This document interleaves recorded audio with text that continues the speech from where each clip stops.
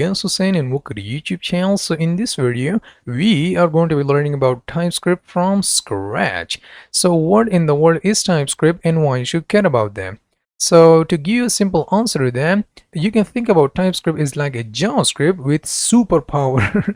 So what does that mean? So TypeScript is like more powerful version of JavaScript. It lets you do every single thing that JavaScript already does, but it also adds some extra features which we are going to be learning throughout this course to make your life easier when writing a larger and more complex programs.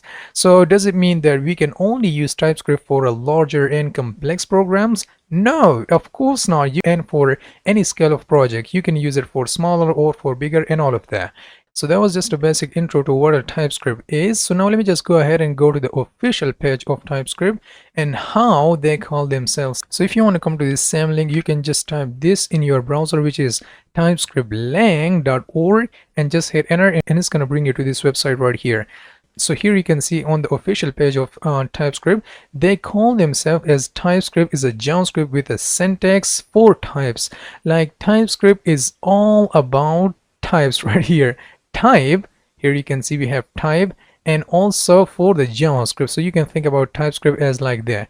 So which kind of feature it provides, you can learn more about that if you wanted to, but you don't have to, because you're going to be learning every single thing in this course right here. TypeScript add additional syntax to a JavaScript to support a tighter integration with your editor, catch errors early in your editor, and also a result you can trust. What does that mean? TypeScript code converts to JavaScript, which runs everywhere JavaScript runs, like for the browser and also for Node, and you don't have to worry about Dino and in your apps right here. And safety at scale. TypeScript understands JavaScript and use type inferences or inference, something which we are going to be diving into in a really great depth in this course to give you great tooling without additional code right here. So you can go ahead and explore more about TypeScript right here. So here you can see cannot find the name of ORR. I mean, like they forgot something right here in the code, and now the TypeScript is giving them complaints right here. You can learn more about that. And this is the official page of TypeScript right here, and we are going to be learning every single thing there is to learn about TypeScript in this course. So yeah, that was just it about the basic introduction of what a TypeScript is. And now let's get into the installation. So now let's install TypeScript in our machine. So I'm going to just click on try TypeScript now. I'm going to click on this button right here. You can use it in the browser, or you can say a playground. So I'm going to just click on your computer. I'm going to click on that, and it's going to bring us to this documentation right here. So if you want to install that, so here you can see this is the command like npm install typescript -save. You can save that to your dependencies, but we are not going to be using that. We are going to be using something called this command, which is npm install -g typescript. Let me just make that a bit bigger so you guys can see everything a bit better. We are going to be using this command right here. I already installed that, but now let me just show you how you're going to be installing that. So I'm going to just open my terminal right here. You can open your terminal anywhere you want, and what I want to do is that I'm going to just check if I already have TypeScript or not. So I'm going to just write ts-v right here. Oh, not ts.v, but tsc-v right here, and it's going to give us the TypeScript compiler version, which I'm using right here for this course, which is 5.2.2 right here. So if you already installed that, cool. If you did not install that, you can just go ahead and copy this command right here, which is npm install -g and TypeScript. And by the way, I forgot to show you something. You have to have the Node.js installed already in your machine. So I'm going to just write like nodejs.org, I guess. I'm going to go ahead and go to the Node.js right here, and you just have to install each one of them. Like, so you can install this version, or you can also install this version right here. So once you do, just click on the next, and it's going to install it in your machine, and then you just have to write node-v. So it's going to also give you the version right here. So currently I'm using 21.1 or something like that, and this is my guarantee. By the time you're watching this video, this version will be totally different than mine. You're going to be using, I don't know, like 22 or maybe 25 or something like that. But Node.js does not have to do anything with TypeScript right here. I mean, like there are a few things which we are going to be also discussing throughout the course, but the versioning doesn't matter. You can install, like, as long as the version is like greater than 8, you are totally good to go. But if you are using some version less than 8, then you are not in a great spot, my friend. So now let me just close that. Oh, I forgot to show you that. I just closed it. Let me just right click on that and open my terminal right here, and let me just reinstall that TypeScript right here. So now let me just make that a bit bigger and install that right here. I'm going to just copy this command. Let me just copy that. I'm going to right click on that, and here you can see I have npm install -g TypeScript. I'm going to hit enter right here, and here you can see I already installed that. So it's going to give us only this message right here. In your case, it's going to be something different, but anyways, as long as you don't see any errors, you are totally good to go. So yeah, that's that. Now the next thing which I want to show you is that you also have to install something called ts node as well. So I'm going to just write like npm and and then you just have to write -g ts node. You have to do that right here. Okay, so I want you to just type this command in your machine and install that.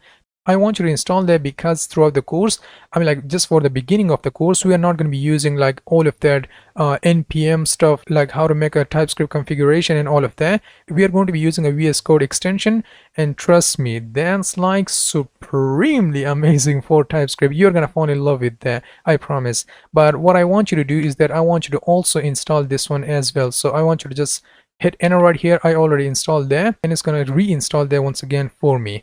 Okay, so yeah, here you can see that's also installed, and there we go. The next thing which I want you to do is that I want you to make a folder anywhere you like. In my case, I'm going to create my folder inside my desktop, and you can give him any name you want, like the name doesn't matter. I'm going to just give a name of like ts playground or something like that. Come on, playground right here, and you can give him any name you want. I'm going to right click on that, and then I'm going to open this folder in my VS Code right here. Okay, so this is how my VS Code looks like, and chances are your VS Code will not look exactly the same like mine. But if you're wondering like, Hussein, I really like your VS Code and your VS Code extension and all of that kind of stuff, you can go ahead and watch my VS Code customization video, and trust me, you're gonna fall in love with my customization and the theme I'm using right here. Anyway, so that's out of the course. Now I'm gonna go ahead and go to the extension, and let's just click on that. In my case, I'm using this shortcut right here, but in your case it's going to look something like this. So I'm going to just go ahead and go to like code.vscode.com or something like that. Let me just go ahead. Oh, that's not the link. I don't know, VS Code or something like that. And let me just open that, and code.visualstudio.com, my bad. And we are going to be using this VS Code throughout the course, and you are more than welcome to use whichever kind of editor you editor you like. And in your case, if you want to go to the extension area, you're going to have to click on this button right here, and it's going to bring you this similar interface right here. So the first thing which I want you to install is this extension right here, which is JavaScript and also TypeScript Nightly. Okay, so just install that, and it is created by Microsoft. So yeah, we are totally in the great hands. And also install this code runner right here, because throughout the course, I mean, like just for the beginning of this course, we are going to be using this code runner a lot. And trust me, you're gonna fall in love with this code runner right here. Just click on that install button, and it's gonna install it in your machine. So now I'm gonna go ahead and create a file right here. You can give any name you want. I'm gonna just give a name of like index.ts right here. And we are using a TypeScript, so for this case we have to specify the TS extension right here. If you are using a JavaScript, so we just have to write JS right here. We are now currently working with this TS. I mean, like we are currently working with TypeScript, so we have to specify TS at the end as an extension. So now I'm going to just hit enter right here, and you don't have to do nothing else. Now let me just create a binder or a shortcut or whatever you want to call that. So now I'm going to just write a bit of TypeScript code, which you don't have to worry about right now. So I'm going to just write like, I don't know, type of person or something like that, and this person will have like I don't know, name of string. I guess that would be fine. We don't have to worry about anything else. I'm going to also provide this person right here. You don't have to do anything else. You just have to write this code right here, just this code, nothing else. And now if you want to run this code by using a TypeScript compiler, this is a huge process. So we are not going to be going into all of that process, not right now, but we are going to be going into all of that stuff a bit later in a really great detail, but not right now. But let's suppose if I want to run this file, how can I go about doing that? And you know what, let me just log to the console something like, I'm gonna just log to the console like person.name right here. And now if I save this file, and now if I want to run this code, how in the world should I go about doing that?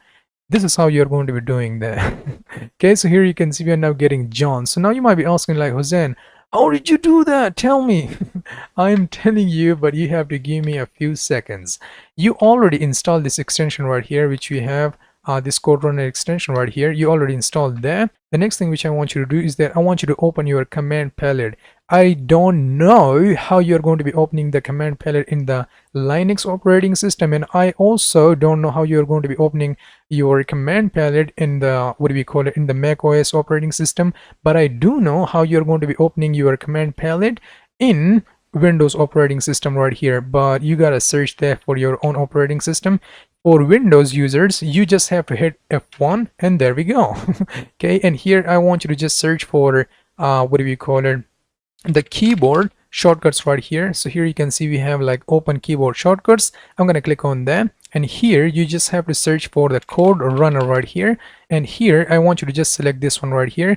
By default it's going to be set to something else. I want you to just double click on that. It's going to give you this input field right here, and just provide shift and enter, and there we go. I want you to just hit enter one more time, and this is how you're going to be creating a shortcut for this code runner right here. Okay, so yeah, that's amazing. I'm gonna just hold my shift and hit enter, and boom, there we go. So here you can see we are now getting the result of John right here. Now I'm gonna right click on that. Then I'm going to go ahead and go to my panel position right here. Then I'm going to just set that to right. If you like this layout, feel free to make it like this. If you don't like this layout, so you can just right click on that. Come on, you can just right click on that, go to the panel, and you can make it to the left or also to the bottom itself. Okay, so yeah, throughout the course we are going to be writing our code like this, or maybe in some situation we are going to be also diving into the terminal, and this is something which I will discuss in a really great detail right here. Now we don't have to do nothing else, and there we go. I'm going to delete this code right here and save my file, and here you can see we don't even have any compiled file right here. So yeah, that's also amazing. So now let's get into the first technical topic of this course, which will be annotations in TypeScript. So annotations are used to specify the data type of a variable, parameter, function return values, and other types of values. So we are going to be learning about how to work with annotation for the functions, and we're going to be also learning it for the strings, for booleans, and all of that kind of stuff, okay, which are coming in a few seconds. So now that we know what annotations is, so what's the purpose of annotation? So annotations help developers catch errors early in the development by allowing them to specify what type of values can be assigned to a given variable or pass as an argument to a function. Okay, so as I said that we are going to be learning about annotation for different kind of things which are coming up in a few seconds. So now let me just show you the first example of using annotation. So here you can see we have annotation for string. So how the syntax will look like: first of all, we are going to be creating some sort of a variable right here. Then we are going to be providing this separator right here, which you can see, and then we have to provide some sort of a type. So this is known as annotating our variable, or you can say like annotation, whatever you want to call that. And finally we are going to be using the equal to sign and then some sort of a value which we are going to be storing based on this type right here.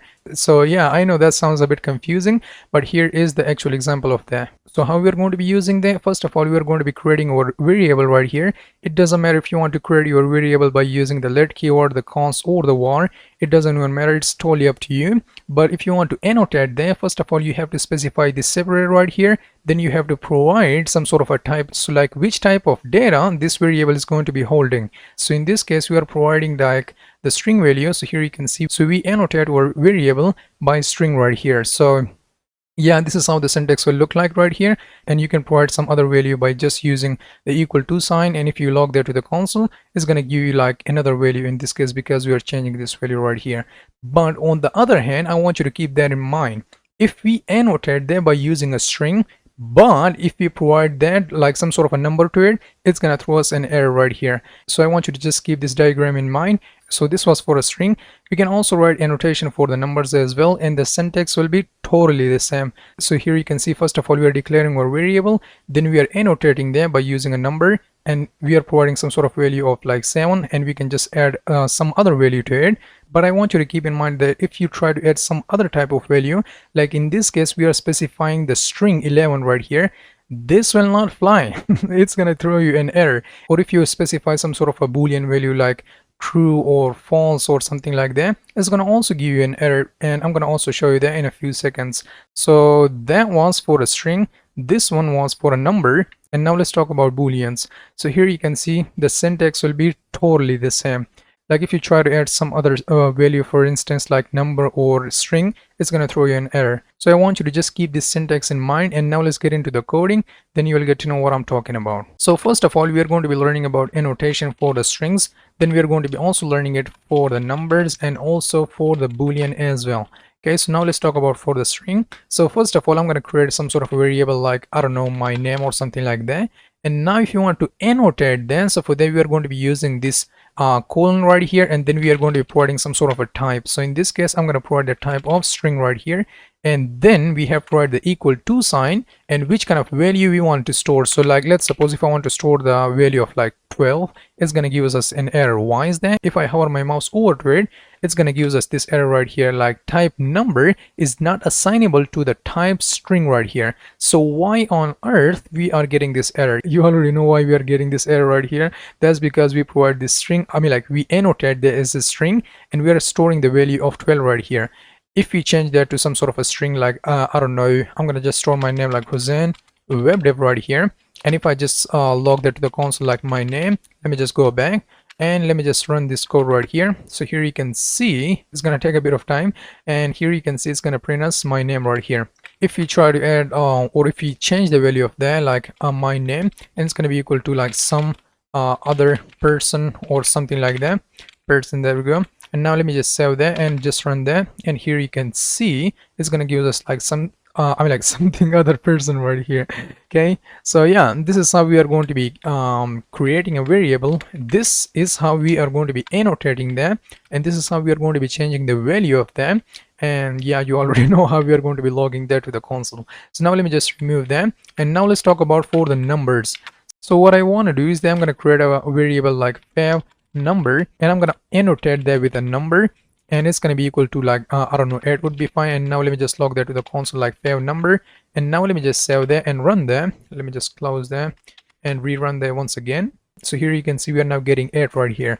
Why is that? Because we annotate that as a number, and we are storing the value of 8 right here. On the other hand, let me just comment this line out. If I try to add some sort of other value like, I don't know, true in this case, and you already know it's going to give us an error like type boolean is not assignable to a type number. But anyways, I'm going to just save this file and run that. And come on, man, I just way zoomed in. Let me just rerun that once again. And here you can see it's going to give us this nasty error, and it is saying that unable to compile, like we cannot compile them.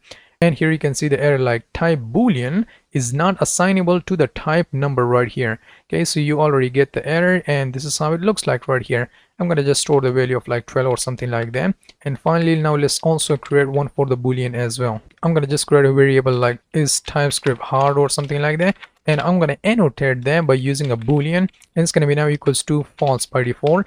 And now let me just log that to the console like is TypeScript, come on, is TypeScript or not TypeScript but TypeScript hard. There we go. Now let me just save that and run that, and here you can see it's going to give us false right here. Why is that? Because we are now annotating that as a what do we call a boolean right here, and we are storing the value of boolean. There we go. So now let me just provide some other value like ts hard, like TypeScript hard, and I'm going to just provide like true right here. Now let me just save that and run that, and here you can see it's going to give us true right here because we are changing the value of that right here.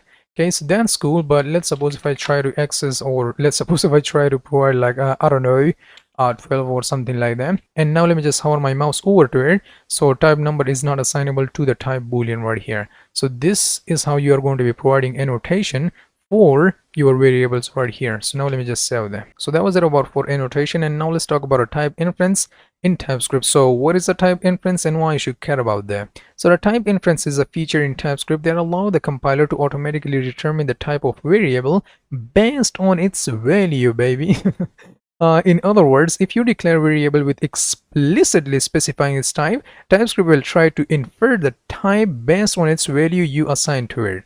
I know that was a lot of gibberish. Now let me just show you some code, then you will get to know what I'm talking about. So yeah, here is the code. So here you can see we are not providing any annotations right here, and here you can see we are now inferring this type, or I can pronounce this word inferring or inferring, whatever you want to call them, this type. Here you can see we are declaring variable, we are providing the value of string right here, then we are providing the add, then we are providing the true as a boolean right here.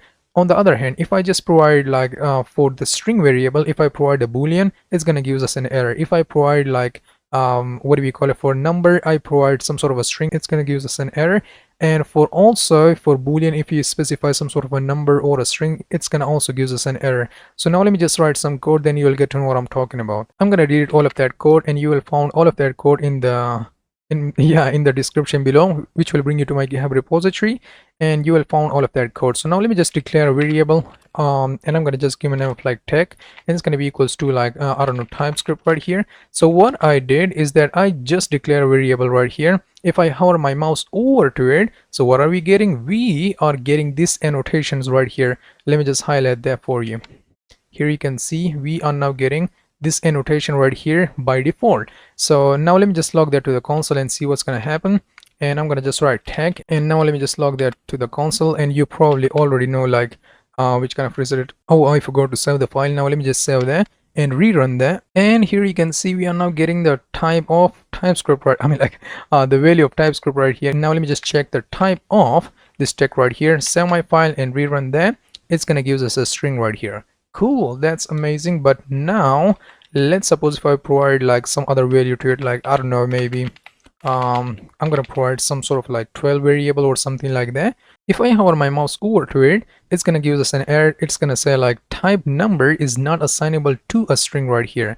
This is not allowed because you are currently working with a TypeScript, not a JavaScript. But if you are using like a JavaScript, now let me just change that to the JS right here. You already know it's not going to give us any errors or anything like that. Let's just remove that, save my file and run that. It's going to give us 12 right here. But on the other hand, if we change that to TS, let me just do that. Anyway, so if I just run this code right here, it's going to throw us a beautiful error saying like type number is not assignable to a type string right here. And amazing, you already know that.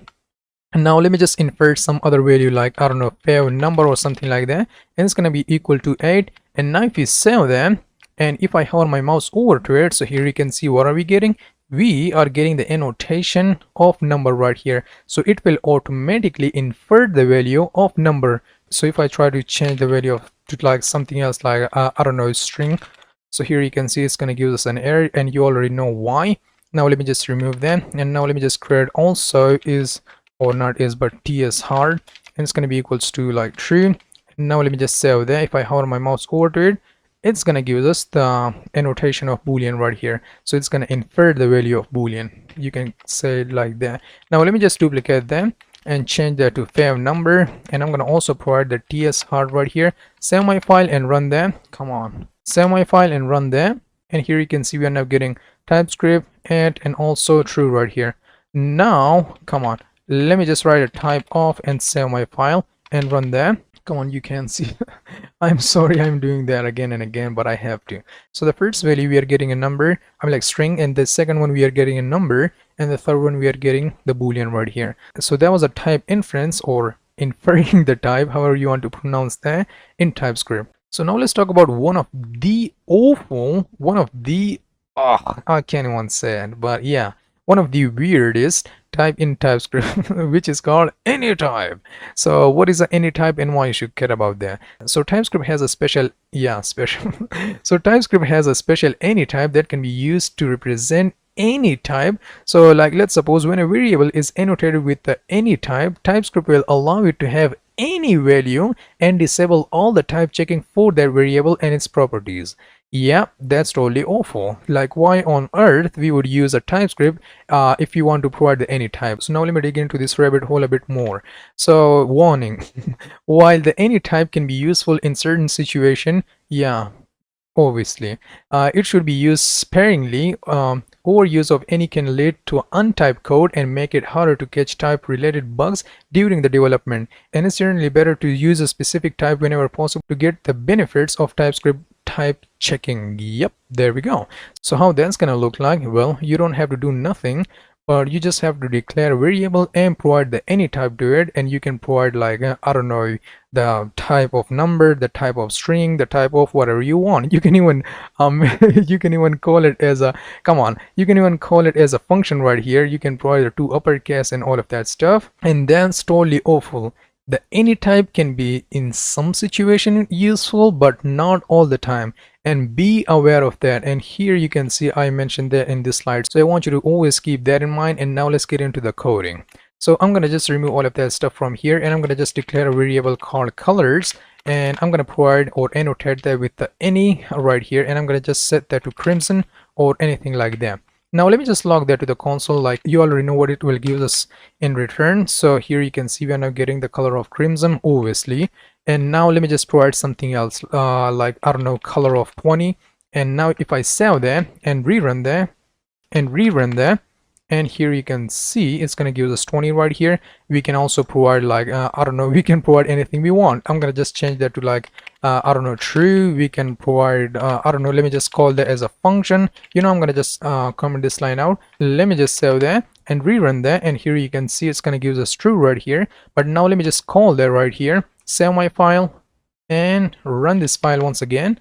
And here you can see it's gonna obviously gives us an error, like color is not a function or an object right here. So here you can see it's gonna give us an error. It's not gonna give us any error inside our editor, but once we run this code, it's gonna give us an error right here. And that any is the most awful type you can ever find on TypeScript right here. If you change that to something else, like I don't know, if I just provide an annotation of string right here, it's gonna give us an error. Here you can see if I hover my mouse over to it, so a type number is not assignable to the type string, and also a type boolean is also not assignable to a string.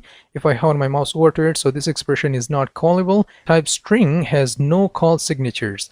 Okay, so yeah, that was it about for the type any, and I already showed you the slides. So now let's learn about a function parameters annotations in TypeScript. So function parameter annotation in TypeScript are used to specify the expected types of a parameters that a function should take. Okay, so how that's gonna look like, this is how it's gonna look like right here. You don't have to do nothing, but here you just have to annotate the parameter of your function to something right here, like which type of data this parameter should be taking. Like in this case, we are currently adding a number, so here you can see we are now providing this number as parameter, and we are annotating that with the number right here, and then we would be able to perform this operation. That was string, so then we won't be able to provide this plus right here, and it's going to give us an error. And this is a regular function flavor, and this is the arrow function flavor right here. Okay, so if you have like multiple parameters, you can also annotate that right here, like x, and annotate that with a number, and also we have a y and annotate that. And this is how we can work with the function parameter annotation with a regular function, and also for the arrow functions as well. So now let me just write some code, and then you will get to know what I'm talking about. So first of all, we are going to be annotating the regular function right here. Okay, so I'm going to just create a function. I'm going to give a name of like add1, and here you can see my IDE automatically provide a type for that. So I'm going to just provide a num, and we are going to be annotating that with a number right here. Okay, so inside there, I'm going to just return the num plus 1, and now let me just create some sort of a result, like const res, and it's going to be equals to like add1, and now let me just provide a 3 or something like that. Now let me just log that to the console, go back and run that. Come on. Run that once again, and here you can see it's going to give us 4 right here. Why is that? Oh, why on earth? Oh, there we go. Because we are providing 1 to it. Here we are specifying 3. This number is going to tag that 3, and we are just adding this 1 right here, so it's going to give us 4. Anyway, so if I just change that to string, let me just change that to string, and here you can see if I hover my mouse over to it, it's going to give us this error right here. Let me just highlight that for you. Argument of type number is not assignable to the parameter of a type string. Okay, so it's going to obviously give us an error, and there we go. Now let me just provide a boolean. I want to show you every single thing, and it's going to also give us an error. If I hover my mouse over to it, so operator plus cannot be applied to a type's boolean add number. And here you can also see that same error. Now let me just change that to like number once again, and there we go. And now let me just show you for the arrow functions as well. So arrow functions, or func would be fine rather. Now let me just save that, and yep. So now let me just create a double function, and it's going to take 2 parameters. The first one it's going to take is for x, and it's going to also take the y as well. Come on, let me just provide a comma and y, and we are going to be just providing like x times y right here. And now if I just log that to the console like double, or you know what, I'm not going to log that to the console. I'm going to just write const res, and it's going to be equals to double, and I'm going to provide like 2 and 10 right here. Okay, so if I hold my mouse over to it, so it's going to give us like parameter x implicitly has the any type right here by default. As I said, that you gotta keep that in mind. So here you can see it's going to give us like by default the type of any, because TypeScript do not know which kind of data we are going to be specifying it for this parameter right here. Like either we are going to be providing the number, or we are going to be providing some sort of a string, or we are going to be providing some sort of a boolean or something like that. TypeScript don't have any idea what we are going to be providing right here inside a double. So that's why the TypeScript will by default provide the implicit type of any right here. Okay, so what I want to do is that I'm going to just change that to number right here. So I'm going to just annotate that with number, and I'm going to also change this one to number as well.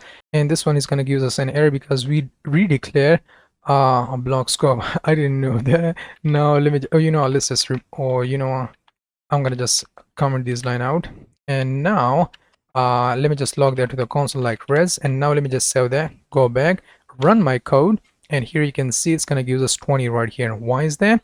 Because we are providing a 2 for the first parameter and we are providing 10 for the second one, so that's why we are now getting 2 right here. Okay, so this is how the any type work. This is how you're going to be annotating your function parameters right here. Oh, I forgot to show you something. Let me just show you that right here. Let's suppose if you provide more values than we specified inside a parameter signature right here, it's gonna give us an error. So also notice TypeScript will give you a warning if you provide more or less argument than you specify in the parameter area right here. Okay, so now let me just provide something like I don't know, it's gonna take 2 parameters like x and also the y. So I'm gonna just specify like I don't know, maybe 20. And here you can see it's gonna give us an error. If I hover my mouse over to it, it's gonna give us like unexpected 2 arguments but got 3. Or let's suppose if I just remove both of them and we just provide 1 to it. If I hover my mouse over to it, expected 2 arguments but got 1 right here. So it's gonna give us this error as well. So I want you to also keep that in mind as well.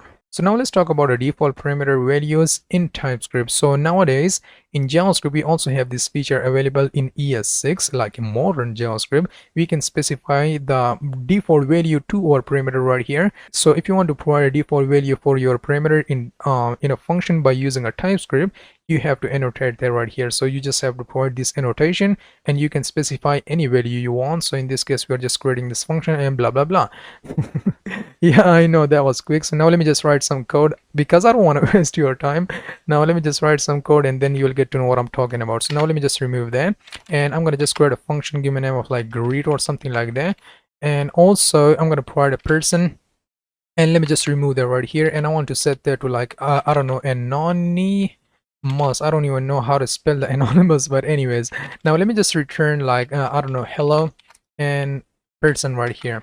Okay, and also I'm going to just provide a const res and greet, and I'm not going to provide any value for them. Let me just log this res to the console. Let me just go back and save my file. So what do you think will be the result if I run this file? And hello anonymous right here, which means like this is working totally okay. If I hover my mouse over to it, so what are we getting? We are getting the default inferring in TypeScript right here. So person is now currently set to string. So that's what we are getting right here, like totally okay. But if you want to provide a specific annotation for this person, we are going to be doing it like so. So I'm going to just provide my separator, and then I'm going to write my string. You can provide like number. If I just write number, it's going to obviously give us an error. It's going to say like type string is not assignable to a type number right here. Let's just change that to string, baby. Let me just save that and rerun that once again. And hello anonymous right here. But if I want to provide some sort of a value like Hosan, save my file, it's going to give us like hello Hosan. There we go. As I said, like TypeScript is not that hard, and we are almost there, baby. We are almost there. So now let's talk about the return value annotations for a function in TypeScript. So what do I mean by that? So let's suppose in this function you are going to be returning some sort of a value. So like in this case, we are now returning the number right here. We are providing the x, and we are annotating that by number. So obviously we are going to be returning some sort of a number for this function. So if you want to annotate the return statement as well, so for that, outside from the perimeter area, you are going to be providing your annotations right here, and then you can do whatever you want. Okay, so this is for a regular function. Now let's talk about for the arrow functions as well.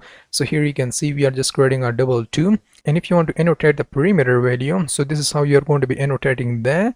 But if you want to annotate the return value, so for that you are going to be writing syntax like this right here. So this one will be for the return annotation, and then you can do whatever you want to do inside that function. And this is how you're going to be logging that to the console. So now let me just write some code, then you'll get to know what I'm talking about. So first of all, for the regular function right here, and I'm gonna just create a function, give a name of like double. It's gonna come on. Let me just do that once again. Function, and I'm gonna give a name of like double one right here. It's gonna take the parameter of x, and the type will be set to number right here. So for this function, we are going to be returning like x times x, so which means like we are going to be returning the value from this function. If I hover my mouse over to there, here you can see the TypeScript will automatically infer the value of number right here. We can also provide that by ourselves, so I'm going to just provide this separator, and I'm going to just provide a number right here, and there we go. So now let me just write const res, and it's going to be equals to like double one, and in this case we are going to be just writing 2. And now let me just log this res to the console, save my file, run it. It's going to give us 4 right here. Now we are doubling the value of this function. So I know that's not that much difficult thing to learn, but if you want to annotate the return type, I mean, like if you want to annotate the return value, so this is how you're going to be doing that, by using a regular function. And now let's talk about for the arrow functions as well. Okay, so let me just create an arrow func, and inside there, what do you want to do? We just want to create a double 2, and it's going to be equals to like it's going to take some sort of a parameter like x, and we're going to be annotating that as a number. And I'm going to just provide like a number, and it's going to take x times x. There we go. Now let me just log that double and provide a 2 or something like that. Let's just save that and run that. Come on. I just way zoomed in. Okay, so here you can see it's going to give us 4, and there we go. This is how you're going to be annotating the return value which you're going to be getting from this function. Sometime you would know that, and a lot of time you don't. So TypeScript will by default infer the value right here, but yeah, you get the idea. So now let's talk about the void in TypeScript. So what is a void and why you should care about that? So void is a type that represents the absence of any value. So it is often used as the return type for the function that do not return any value. Okay, so then we're going to be using this void. Okay, and this is how the code will look like. So here you can see we have this function which is not returning something, but we are just logging like this is my message or something like that to the console. So here we have to specify void right here. You don't have to do nothing, but you just have to specify this void, and it's gonna do it for you. Okay, so now let me just write some code, then you will get to know what I'm talking about. I'm going to delete all of that code. I'm going to create a function once again, give a name of like print message or something like that. It's going to take like a message as a parameter. Come on, just a message, and we're going to be specifying the string value to it, and you can annotate that with anything you want. And now let me just console log some value like this is my, and let's just render our message right here. And now let me just write and provide a message right here. Let me just save that, go back and run that. Come on, I gotta do that manually. And here you can see this is my message right here, which is totally working. If I hover my mouse over to it, so here you can see what are we getting? We are getting this void right here. Why is that? Because for this function we are not even returning anything. If I just write like return and message, and let's just close that, and if I hover my mouse over to it right now, it's gonna annotate that with a string right here. So we can also do that manually. So we just have to write this separator and void, and here you can see if I hover my mouse over to it, so we are now getting void right here. Okay, so yeah, this is a void, and you should avoid because you should return some value from your function. So now let's talk about the brother, the sister, the mother, or whatever you want to call that, the grandfather of any keyword. So what are we talking about? We are talking about the never result keyword in TypeScript. So what is the never? The never keyword is used to indicate that a function will not return anything. But trust me, it's totally different than the void, or that a variable can never have a value. The never type is useful for indicating that a certain code path should never be reached, or that a certain values are impossible. It can help catch errors at compile time instead of runtime. So how on earth we are going to be using the never keyword? We are going to be using that for 3 cases. So like a function that always throws an error, we are going to be using never keyword for that. Or a function that has an infinite loop, we are going to be using a never for that. Or a variable that can never have any value, so for that we can use the never keyword. So now let me just give you the example of that. So now let's talk about the function that always throw an error. So if you've already worked with the merge stack, and specifically in the Express.js, and I'm not assuming that you already work with that, but I'm gonna just say like for some of you, if you already work with the merge stack and specifically for the Express.js, middlewares for you know what, that's other story. Let's just get the hell out. You know what, that's just other story. So here you can see we are now creating a function. We are providing some sort of a message to it, and we are now providing an error for that message. So for that we can annotate that with a never result keyword right here. Okay, so now let's talk about for the infinite loop. So now in this case we are just providing the infinite loop. So for that we can also use the never result keyword for like recursion or something like that. We can also use the never keyword. And by the way, this never keyword can be rarely used in this kind of situation, like when we are throwing some sort of a error. And I have never used that in some sort of a what do we call it, for the infinite loop or something like that. You can also use it like a variable that can never have a value. So here you can see we are declaring a variable and we are specifying or annotating that with the never result keyword right here. And also in this function we are providing the infinite loop, so that's why we provide a never result keyword.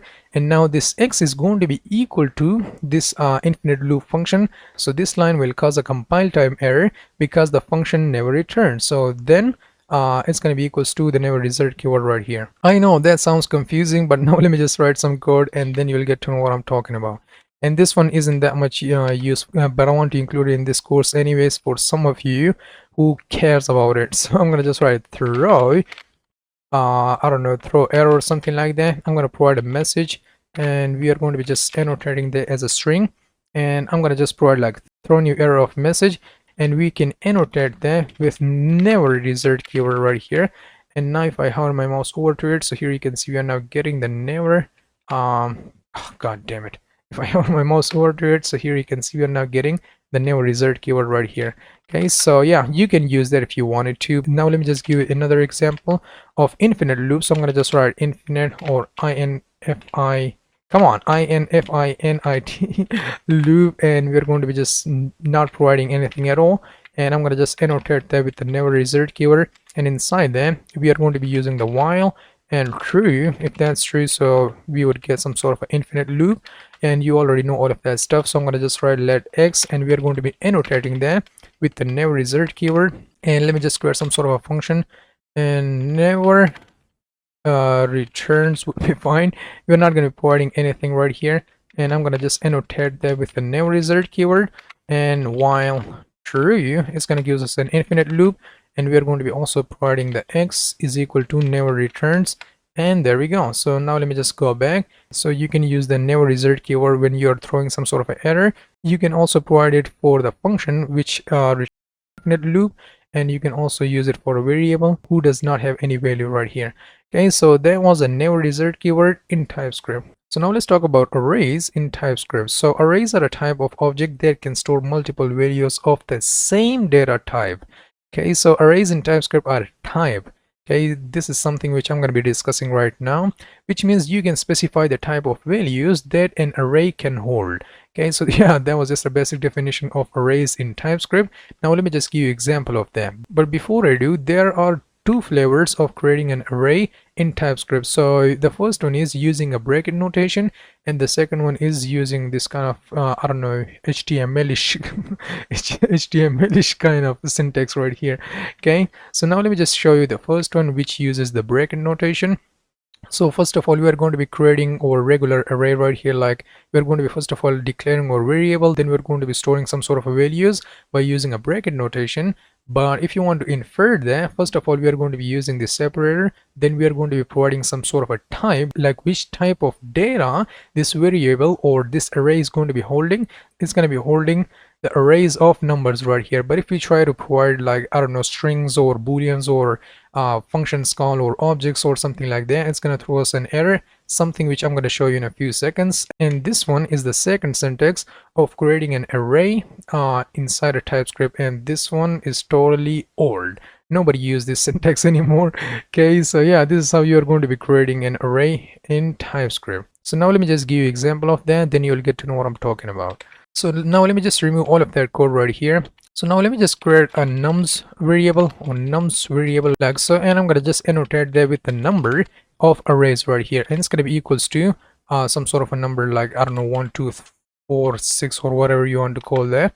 Now let me just log this nums to the console right here, save my file, go ahead and run that. It's gonna give us like 1 2 4 6 and all of their data, which we are already specifying it inside this array right here. Now let me just get into it. Let's suppose if I just specify something else, like I don't know, if I want to provide like string, so string on string, and if I want to provide some sort of other value like true or something like that, it's gonna give us an error. Why is that? Because currently we are specifying like this array should hold the numbers array, only numbers, nothing else. Later we are going to be also learning about this operator, but we are not there yet, so we are not going to be discussing that right now. So if I hold my mouse over to it, so type string is not assignable to the type number right here. If I hold my mouse over to this one, so type boolean is not assignable to a type number right here, so we will get an error right here. Let me just remove them. And this one was a first flavor, or you know what, let me just also give you example of strings as well. So stir, and I'm going to annotate that with string right here, and it's going to be equals to like I don't know, 1, 2 or something like that, 3 maybe. Now let me just log there to the console like stir. You already know what it will give us, but now let me just run there anyways. It's gonna give us like arrays of strings like 1, 2 and 3 right here. So yeah, that's the first flavor. Now let me just comment there, or you know, let me just delete that this code right here, or you know, let me just leave that right here, and let's talk about the second flavor of creating an array. So before I get into the second flavor, I'm gonna just show you something right here. You know, first of all, let me just create an empty array, so items, and it's going to be equals to string, and we are not going to be providing anything right here. Let's suppose if you want to push item to this array, so I'm going to just write like items dot push. You already know what push will do. Push will just insert an element at the end of this array, so I'm going to just provide like I don't know, keyboard or something like that.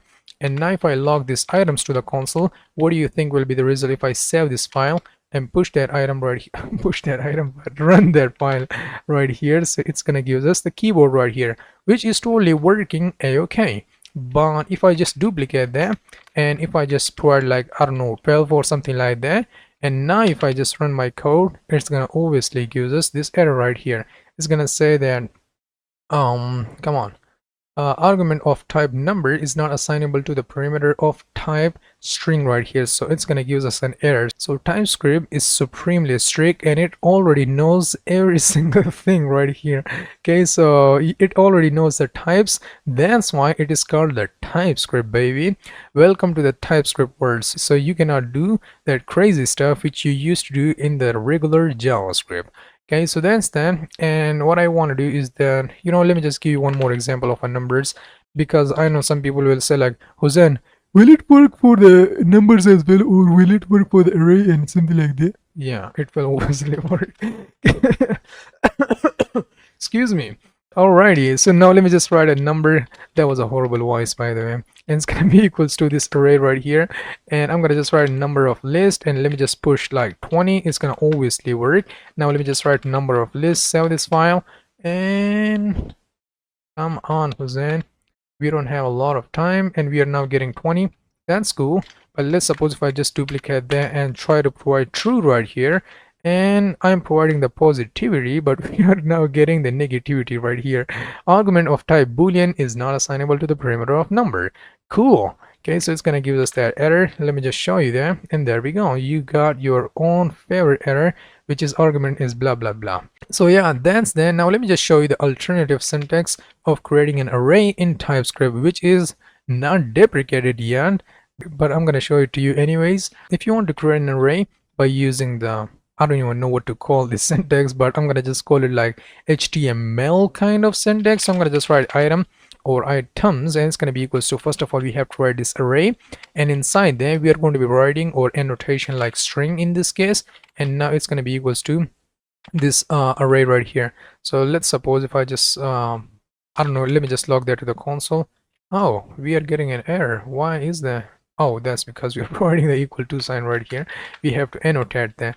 And now if I just copy these items, put it right here, it's not going to give us anything because this is totally empty. Okay, so now let me just run that. It's not going to give us anything. It's going to give us the empty array because we did not store anything inside there. If you want to create one for the numbers as well, so you can just provide the numbers. And now let me just save that, and let me just provide like, I don't know, 1, 2, or come on, 4 or something like that. Let me just save that. and run my file. So here you can see we're now getting the numbers array. But let's suppose if I try to provide something like string and also the boolean, and also let me provide the object or something like that, and it's gonna obviously gives us an error if I hover my mouse over to it. So type object is not assignable to the type number right here.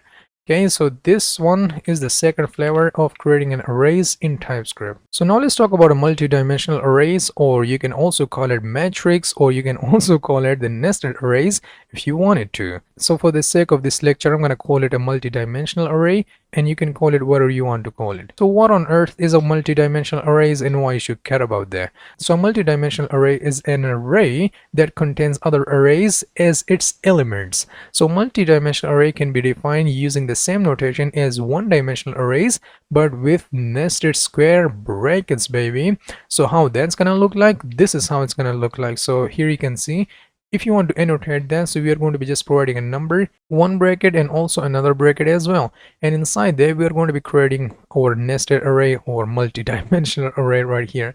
So now let me just write some code for that, and then you'll get to know what I'm talking about. So now let me just remove that, and I'm gonna just go ahead and create a single like a single dimensional array, and I'm gonna just create a number and annotate that as a number right here. Come on, I should annotate that. I always forget that.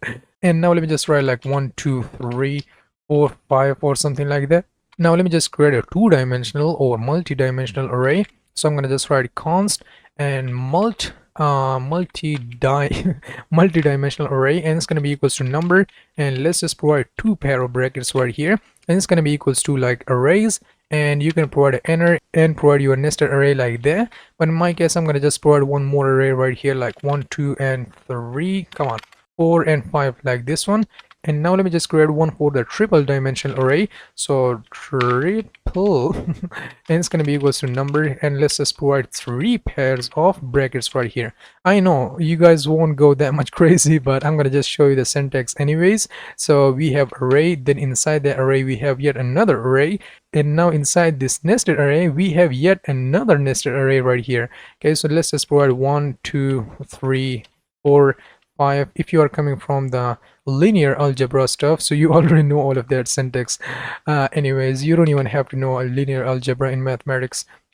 So now let me just write a console log of single die. Let's just duplicate that 3 times, and multi-die, and we also have for the triple, come on, not this one, triple die right here. And now let me just save that, and let's just run that, baby. It's going to give us first of all the single dimensional array, then it's going to give us the double dimension or multi-dimensional, whatever you want to call that, and finally it's going to give us the triple dimension or whatever you want to call that. So yeah, that was it about for the multi-dimensional arrays in TypeScript. So now let's talk about objects in TypeScript. So an object in TypeScript is a structured data type that represents a collection of properties, each with key and associated values. The properties of object can have a specific type, and the object itself can be annotated with a type, often defined using an interfaces or type aliases. Both we did not learn yet. Like we didn't learn the interfaces and also the type aliases, not right now, but we are going to be learning that in a few seconds. So TypeScript uses something called a structural I can't say this word, structural typing, meaning the shape of an object, a structure, or a properties is what matters for the type compatibility. So how the syntax of object will look like? This is how the syntax of object will look like. And I know a lot of people will say like, oh my god, Hussein, what the hell is that? I don't even know what the hell's going on. But first of all, like just creating a variable right here, and here we have to specify the annotation and also specific types for the annotation, and it's going to be equals to the property and value. So how that's going to look like? This is how it's going to look like right here. So first of all, we are just creating our variable right here, and then we are providing a property and also annotation for that property right here, and then we are providing the equal to sign, and here inside there we are providing our first property, like what we are going to be returning, or like which kind of data or which type of data we are going to be storing inside this person right here. Okay, so in this case we are just returning like first name string, last name string, and also the age. So you have to provide that properties and its values right here inside this person object right here. So now let me just give you a quick example of that. Or you know what, I also want to show you this one right here. Oh, you know, let's just say that.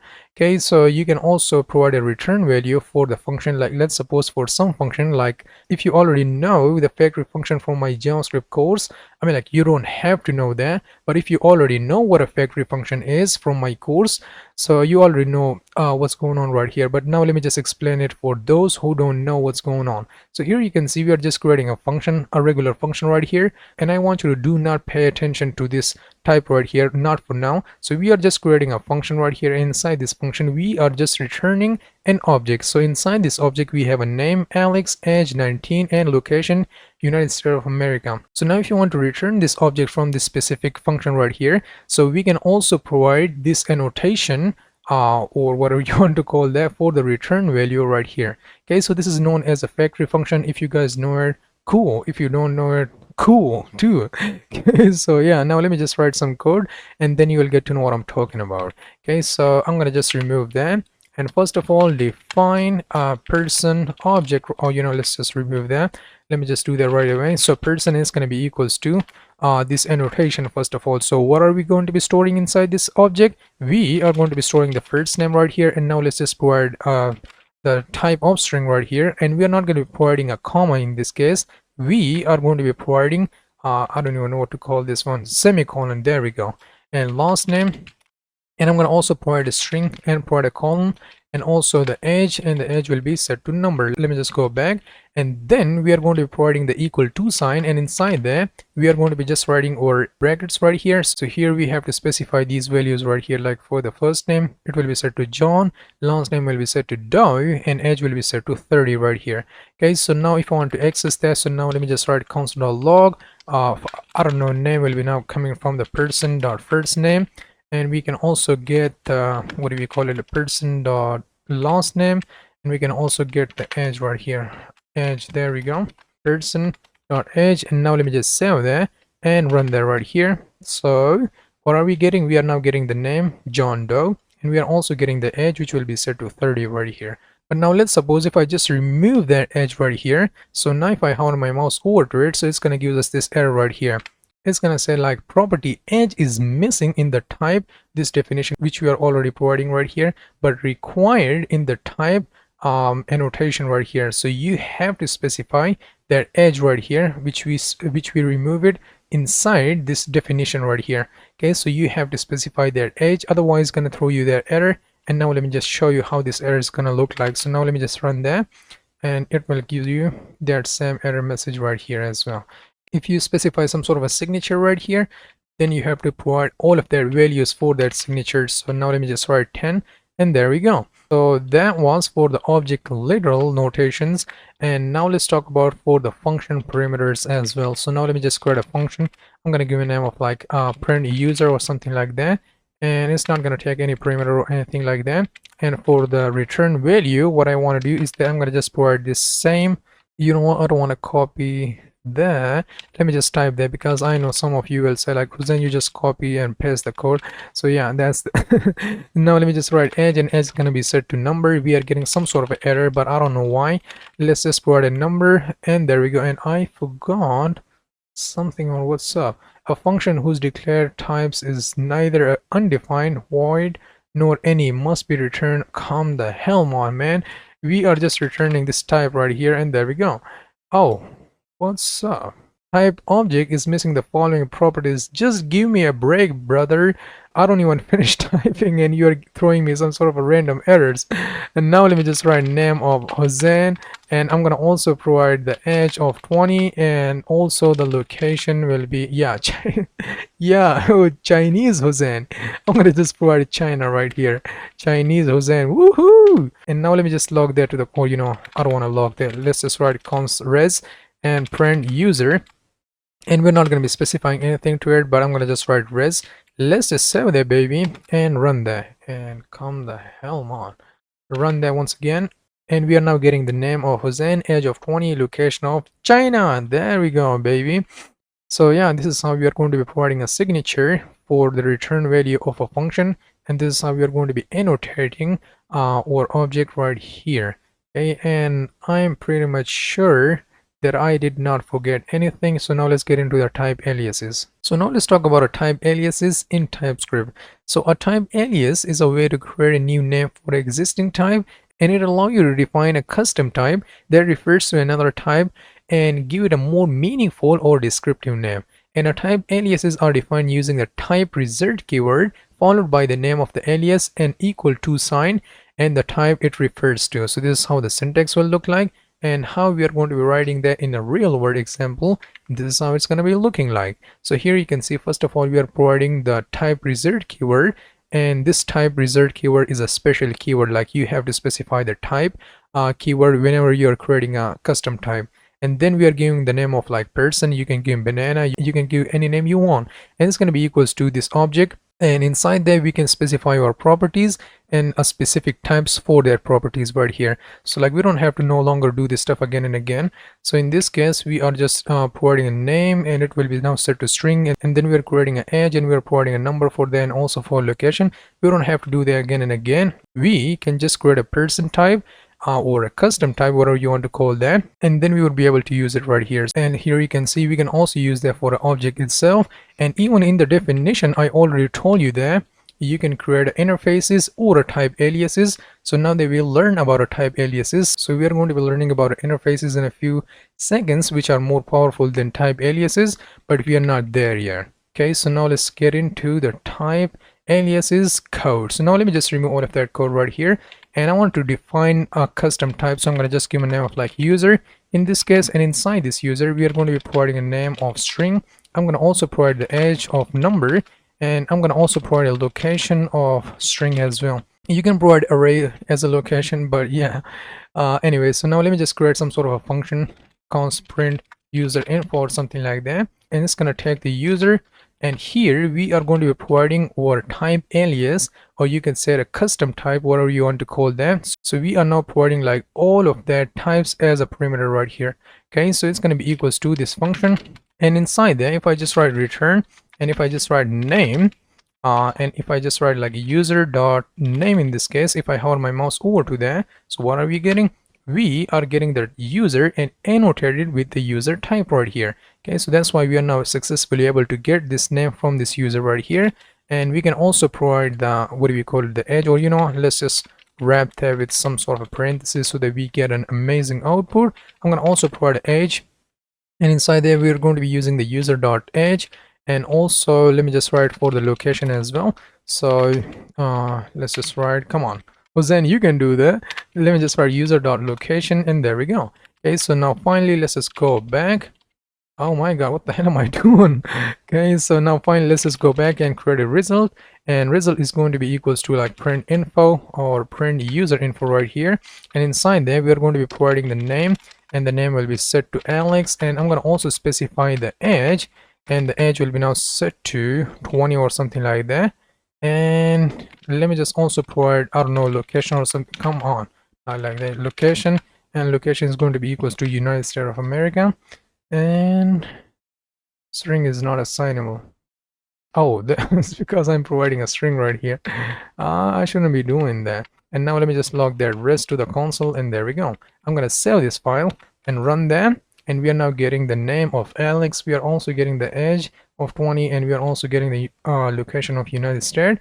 And yeah, this is how we are going to be defining our custom type alias, and this is how we are going to be using the inside a function. So we are not just limited to use these types inside of functions. Later we are going to be using it for a different kind of things, but for now I want you to just keep in mind the syntax of how to create a type aliases in TypeScript right here. So it's like not that much difficult thing to remember. You just have to remember this type, and the rest is totally object right here. And the convention is to make it the uppercase, like the first letter you should make the uppercase right here. Let me just change that to, I guess it's gonna give you an error if you just change that to lowercase. Nope, it's not going to give you an error.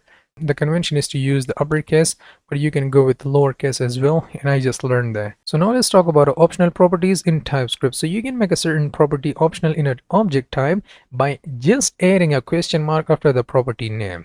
For example, let's say you have an object type of one person like name, age, and email, but you want to make the email property optional, so you can just provide like question mark, and that would be totally optional. So here you can see in this example we are just creating our type alias right here. So we have a name property, we also have the age. And let's suppose if you want to make the email property optional, so for that we just have to write this question mark and it's going to make it totally optional. So how in the world we are going to be using that? This is how we are going to be using that. So now when you create an object of type person, you can choose whether or not to include the email property. Like, it's totally on you. If you want to provide it, you can. If you don't want to provide it, you don't have to. Okay, because we already make the optional right here inside or type right here. So now in this example, the alias object does not include the email property, while the bomb object does. Because the email property is marked as an optional in the person type definition, it is valid to create an object with or without it. There we go. So now let me just give you a quick example of that, and then you'll get to know what I'm talking about. So now let me just remove all of that code from here, and I'm going to just create a type of user, and inside there, oh, I forgot to include the equal to sign, and inside there we're going to be given name of like some name, and so it's going to be set to string, and we're going to be also providing age, and age will be set to number, and I'm going to also provide a location of string as well.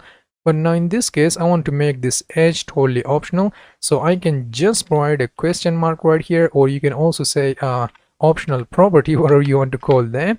And now it's totally on us. If you want to provide this age right here, so we totally can. If you don't want to provide this age, we don't have to. So now let me just create a user object, and the type, I'm going to provide this user type right here, and inside there we're going to be using like the name, and the name will be set to my own name, and I'm going to also specify 20 right here, and I'm going to also specify the location the location of China. Yeah, there we go. And now let me just go ahead and log that to the console. And by the way, I really love China. I really want to go to China sometime, but I don't have enough money to visit to some other country. So yeah, that's that. Anyway, so now let me just create a name right here, and I'm going to just write like username, and I'm going to just write age, and here I'm going to just write like user.age, and also for the location I'm going to just render like user.location right here. Okay, so I'm going to go back, and now let me just save that and run my code. So you will get to see the result in a few seconds if I rerun there once again. So here you can see name is set to Hussein, age is set to 20, location is set to China. But now let's suppose if I want to remove this age right here, if I just remove that, save my file, and here you can see inside our coder we are not getting any errors. But if I just rerun that, and here you can see we are not even getting any errors right here. Instead we are getting undefined, like is requiring some property. I mean, like we are providing some property right here, but which is currently undefined, like we did not define that. So that's why we are now getting undefined rather than some sort of an error. Okay, so let's suppose if I just remove this question mark from here, so here you can see instantly we are getting this error if I hover my mouse over to it. So the property age is missing in the type this definition, but required inside the user. Here you can see it is requiring that, we are not providing that, so that's why it is now throwing us this error. But if I just make that optional, we don't have to do anything. Okay, so yeah, I'm gonna just leave this code the way it is. And that was it about for the optional properties in TypeScript. So we are already here. So now let me just talk to you about one other property, which is called the read-only property. And I did not make a slide for that because this is totally simple and easy. So yeah, that's why I didn't make a slide for that. As the name suggests, that it will make our property read only, which means like we can only read this property, but we cannot change the value of that. So here you can see we make this property read only. We are setting that to China, but let's suppose if I have like user.location, and if you want to set that to something else right here, so we are already getting this error if I hover my mouse over to it. So cannot assign to the location because it is read only property right here. Okay, so you just have to keep that in mind. On the other hand, if I want to change the name, so I'm gonna just write like name, and here you can see we are not getting any errors whatsoever, but we make this one read only. So that's why if we try to change the value of that, so it's going to give us an error. So now let me just change that to location of something else, and if I just run that, it's going to give us that beautiful error. It's going to say like cannot assign to the location because it is a read only property. So you just have to keep that also in mind. So now let's talk about intersection types or intersection types in TypeScript, but I'm not here to tell you about the English intersection. Anyway, so what in the world is an intersection types and why you should care about that? So an intersection type is a way to combine multiple types into a single type that includes all the properties and method of each constituent type. An intersection type is denoted by just the ampersand sign right here, just the ampersand sign. So how we are going to be using that? This is how we are going to be using that.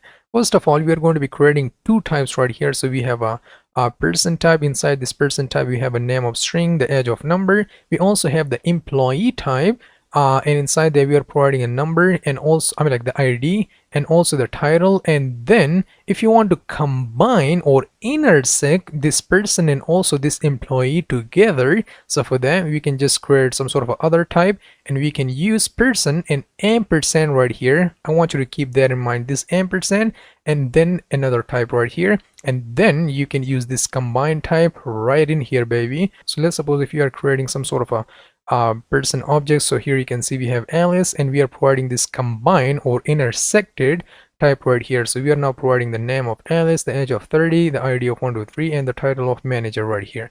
So now let me just give you a quick example of that and then you'll get to know what I'm talking about. I'm going to delete all of that code right here and I'm going to just create two types first of all to intersect them with each other or to combine them with each other. Combine is a better word. So now let me just create a user info and it's going to be equals to this type, and let's just provide the first. Oh my god, let's just provide the first, and the first is going to be equal to string, and also provide a loss, and the loss is going to be also set to string.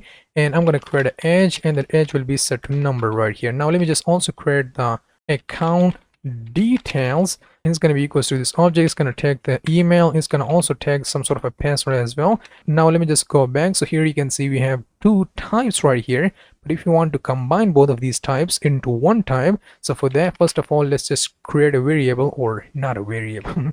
Let's just create a separate type. I'm going to give a name of like user, and it's going to be equals to the user info, and I want you to just keep this n in your mind.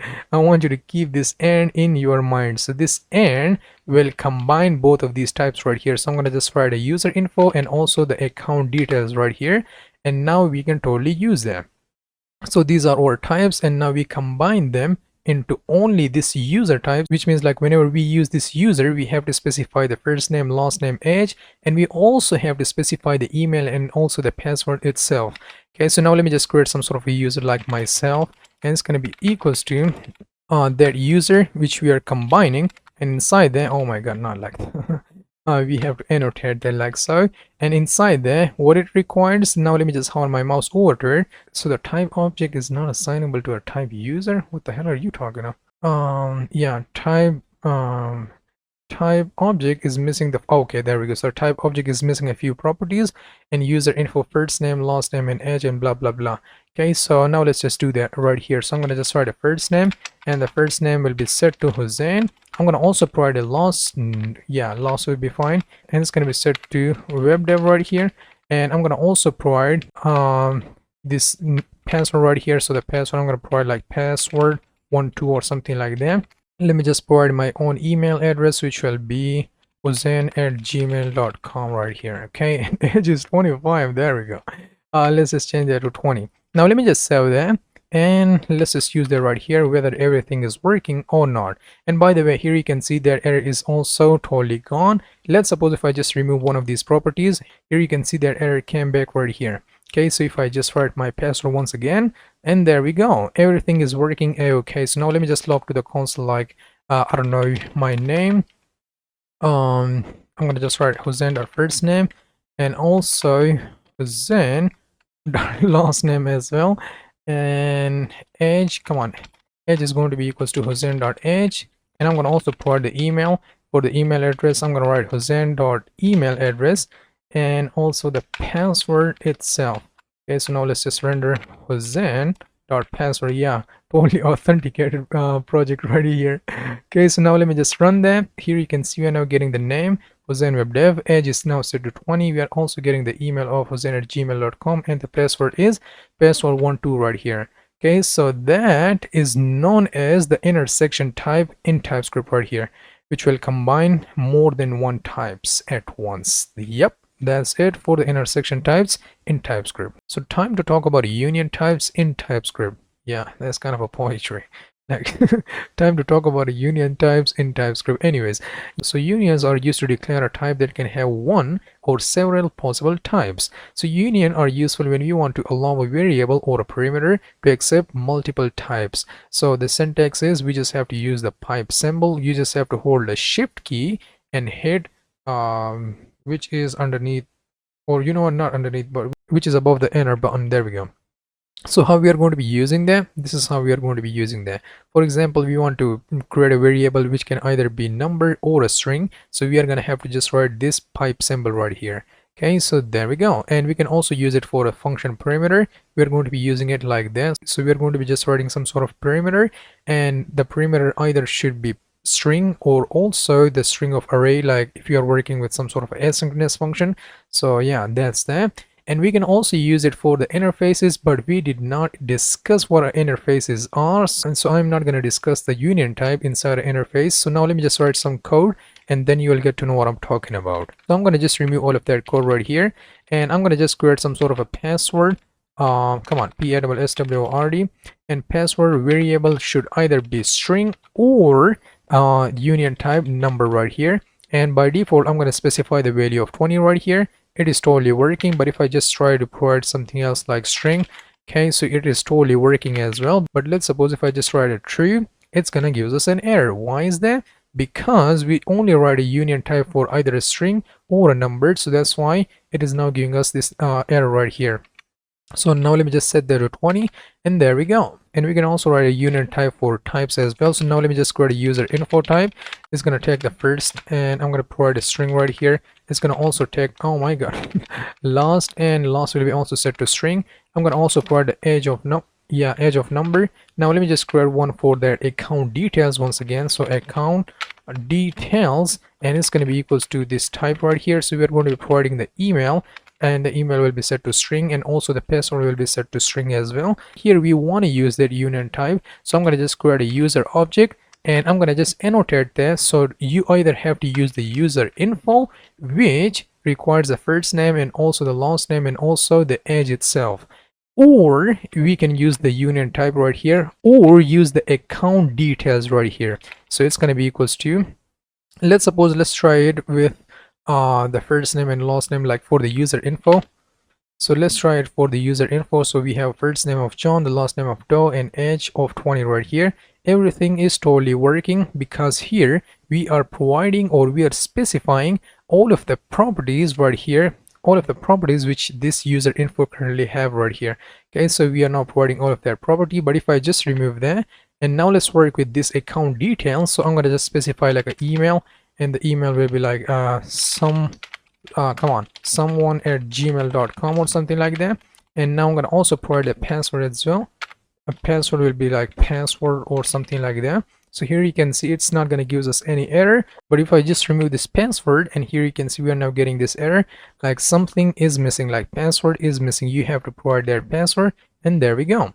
Okay, so we can use it for we can use it for objects, we can use it for types, we can also use it for a single variable, and later we are going to be also learning about something called the interfaces. So we are going to be using it inside interfaces as well. So now let me just use the inside array, so we can just write items, and here we have to write first of all our parentheses, because first of all we have to specify the type.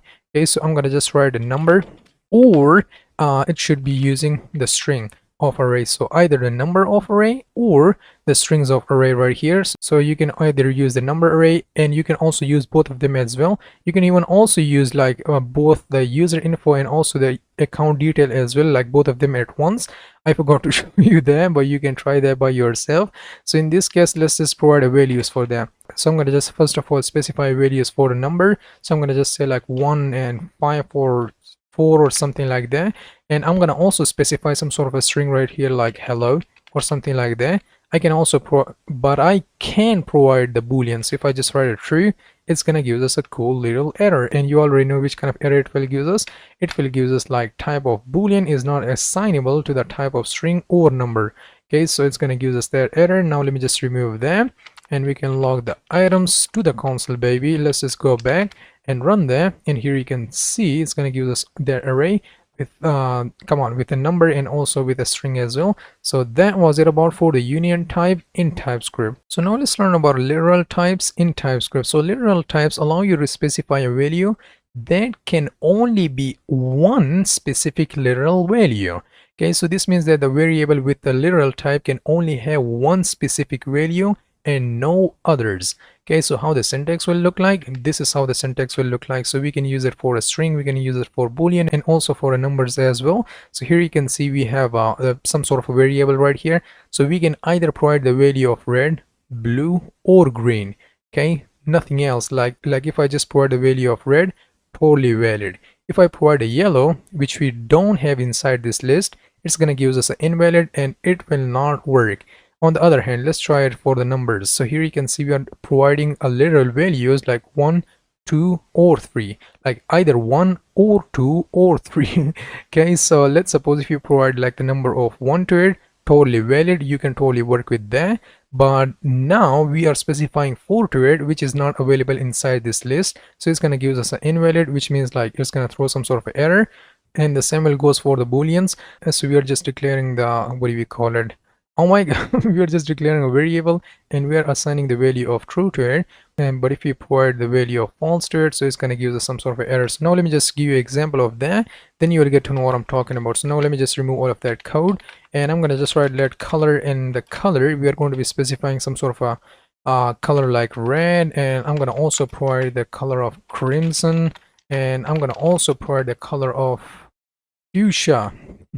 Okay, so now let me just provide these colors, and I'm going to just provide a color, and the color will be set to red in this case. Totally accessible, totally working, like we are not getting any errors, nothing right here. If I log that to the console like color, save my file, go back and run that. Come on, let's just remove that crap and rerun that once again, and here you can see we are now getting red right here, which is totally working.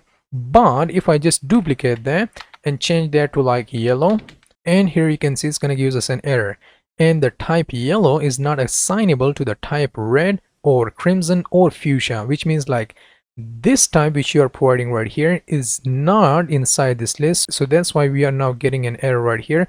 If I just run that, obviously we are going to be getting a cool little error. Oh, I didn't save that. Let's just save that and rerun that once again, and here you can see it's going to give us that same error right here. Okay, so that's totally cool.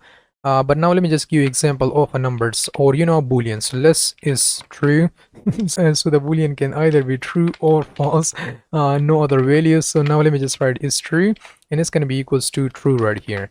Okay, so we can log that to the console, and you already know what it will give us. But if I just write like is true is equal to like something else, and you already know it's going to give us an error. So that was it for the booleans.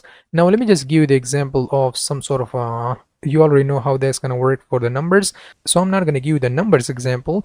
But now let me just create some sort of a password, and I'm going to provide the value of like secret password, like a secret password, and it's going to be equals to that secret password. I'm going to copy that, and now let me just place that right here, go back. Okay, so we are now providing this specific value for this specific password right here. Now inside there, what I want to do is that if I just log to the console this password, let me just go back and run that. Let me go back and run that, and here you can see it's going to give us a secret password. Let's suppose if I want to change the value of that, like password is equal to like something else, and here you can see we are now getting this error like something else is not assignable to the secret password right here. Okay, so if I just run that, it's going to give us that error right here. Oh come on, I always forgot to save that crap. And here you can see it's going to give us that awful error right here. So that was it about what do we call it that was it about for the literal types in TypeScript. Now let's learn about a Python programming language topic, which is called tuples. Do you have to know Python programming language? Of course not. But yeah, this is already available inside of Python if you wanted to check it out. So what is a tuples or tuples or whatever you want to call that? So tuple or tuples is a type that represents an array with a fixed number of elements. where each element can have a different type.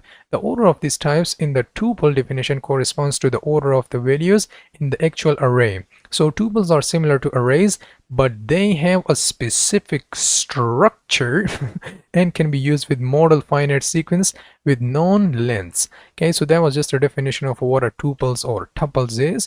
Now let's learn about how we are going to be using that. This is how we are going to be using them. It is similar to arrays, but the syntax is a bit different, and we already discussed that. So we are going to be annotating there right here inside of brackets, not outside from the brackets, but inside the bracket we are going to be using either a string or number, so we can provide some sort of a structure for our data which we are going to be storing inside this tuple. Like the first value will be set to string, so we are now storing the string value, and the second one will be set to number. So here you can see we are now providing the number right here. So it's going to give us there hello, and also what do we call it, the number as well. And by the way, this is also a zero index base, so I want you to keep that in mind as well. Now let's also learn about the destructuring. You don't even have to worry about destructuring, but I'm discussing this topic for those who cares. If you don't care about that, you don't even have to worry about that. So how we are going to be destructuring the value of that? Well, we are going to be just using these brackets. So we are going to be destructuring the value of hello, and we are going to be giving it the name of first. You can give it any name you want, and then we are going to be destructuring the value of number, and we are like this 42, and we are going to give a name of like second. So if you log to the console first and second, so for the first one we are going to be getting a hello, for the second one we are going to be getting 42 right here. So now let me just write some code, then you will get to know what I'm talking about. So what I want to do is that first of all I'm going to just create a simple tuple. Let my tuple, I guess this is how you spell it. And now we are going to be providing the annotation. So we are going to be providing a structure, like which kind of data or which kind of structure we are going to be using for our data. So we are going to be specifying the number and also the string as well. And now let me just specify some sort of a values to it. So like my tuple, and it's going to be equals to, first of all, we are requiring the number. So in this case we have to specify some sort of a number right here. So in this case I'm going to just specify like 10, and then we have to specify the string value. So for the string value I'm going to just say like hello world. There we go. And now let me just log that to the console, like my tuple. There we go. Let me just save that and run that, and here you can see it will give us like 10 and also hello world. On the other hand, let me just try something else. If I cut this 10 from here, and if I just place it right here, and let's just save that, and it's going to give us an error. Why is that? If I hover my mouse over to it, so type string is not assignable to the type number. Why is that? Because we made a structure like this. First of all, we would require some sort of a number, then we would require some sort of a string. So in this case we are providing first of all the string and then the number. That's not acceptable. That's a big no-no in tuples. Okay, so yeah, that's the only reason we are going to be using tuples in the first place, and you are violating that rule. So TypeScript is not going to be happy with that. Okay, so I'm going to just comment this line out, and now let me just create some other, or let me just create a tuple for a product. So I'm going to just write const products, and it's going to be equals to, it's going to take either the number or the string of one array, and it's going to be equals to like I don't know, item 1, and I'm going to also provide 1 2 right here. Okay, now let me just go back, and if I log that products to the console, you already know which kind of result we would get. Why? Oh, there we go. I always forgot this annotation right here. Let's just run that. Come on. And here you can see it's going to give us item 1 and also 12 right here, which is totally cool. So I'm going to delete that. Now let me just give you one more example for the string. So now let me just write a games, and it's going to take the structure like string and also yet again string, and come the hell on. I'm going to provide the annotation sign rather than the equal sign, and here I'm going to just write like game 1, and I'm going to just say like game 2, and also the game 3 as well. Now let me just log these games to the console, save my file and run them. It's going to give us game 1, game 2, game 3. But if I just write like for the middle one, I want to get a number right here.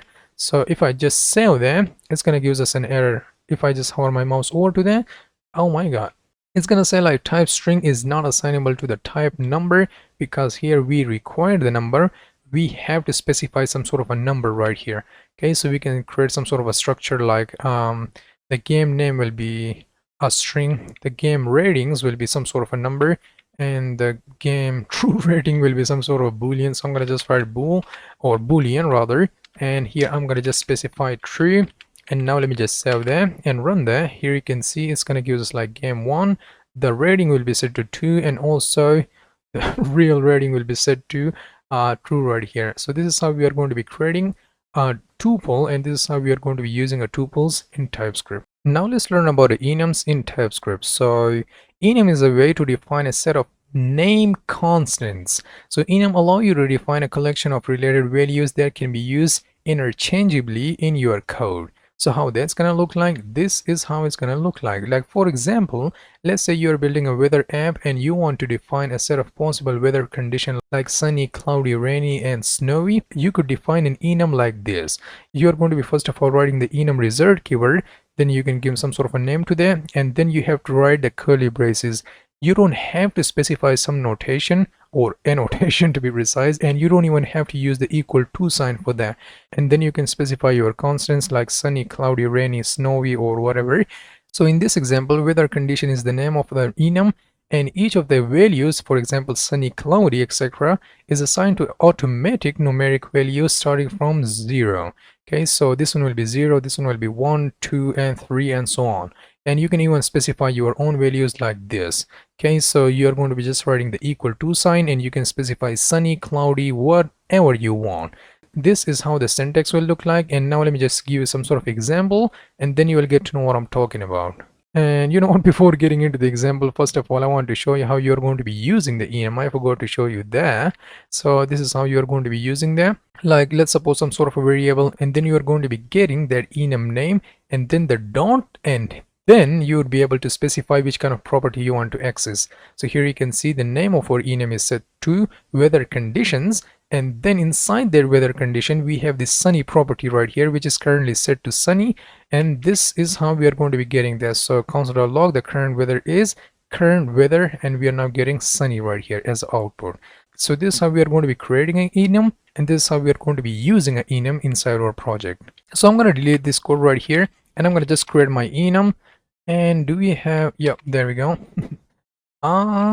We don't want that. Let's just remove the right here enum once again, and weather, WRTHER conditions, there we go. And we're not going to be providing the equal to sign, but we are going to be just providing the curly braces right here. I'm going to specify sunny, cloudy, rainy, and now if I just log that to the console, or you know what, first of all let me just write like weather condition dot sunny. Let me just go back and see what it will give us. Now let me just save that and run it, and here you can see it's gonna give us a 0 because this is a 0 index space and we did not specify any values to it, so it's gonna give us by default 0 right here. So these are our constants or enums, whatever you want to call that. Let's suppose if you want to get the value of like I don't know, rainy, you already know what it will give us, but I want to run it anyways.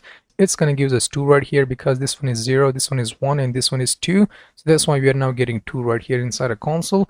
Now the next thing which I want to show you is that how we are going to be assigning a values to our enum properties. So we are going to be just using the equal to sign, and sunny, we can also use like I don't know, cloudy, sunny, and money, and something like that. Sunny, cloudy, CLOUDY, I guess this is how you spell it. I'm not quite sure about that, but now let me just write a rainy, and I'm gonna just create one more for the snowy. Okay, snowy, I don't even know if that's a real word or not, but I'm gonna just provide it anyways and run that. It's gonna give us a rainy right here. Why is that? Because currently we are accessing the value of rainy and we are providing it right here, so that's why we are now getting rainy. But if I just remove that and save my file and run it, and it's gonna give us sunny, sunny, cloudy, cloudy, rainy, rainy, snowy, snowy. Okay, so it's gonna give us all of their properties right here. Now what I want to do is that I want to store that in some sort of a variable like const current weather or something like that. So weather condition, and currently it is snowy here, so I'm gonna just specify snowy right here, and I'm gonna just write console.log the current weather is, and let's just render the current weather right here. Now let me just save that and run that, and here you can see the current weather is snowy right here. So yep, that was enum, and you can provide more crazy functionality than that. It is nothing but we just use that for like a real world constants right here. So yeah, you can go crazier than that, but that was just our basic weather application in TypeScript. No, I'm just kidding. So now let's learn about classes in TypeScript, but a word of caution.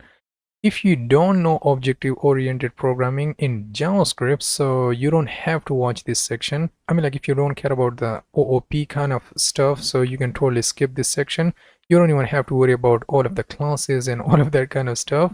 But if you do care about that, and if you already learned that, so good on ya and welcome to the section. If you want to learn about OOP, I have an entire course on that. You can check out my complete JavaScript course, and I have an entire section about OOP and craziness of OOP. Anyway, so now let's get into the classes. So I'm assuming that you guys already know what a classes is in JavaScript. So I'm not going to be explaining what a classes is, but I'm going to be explaining the classes in the TypeScript point of view.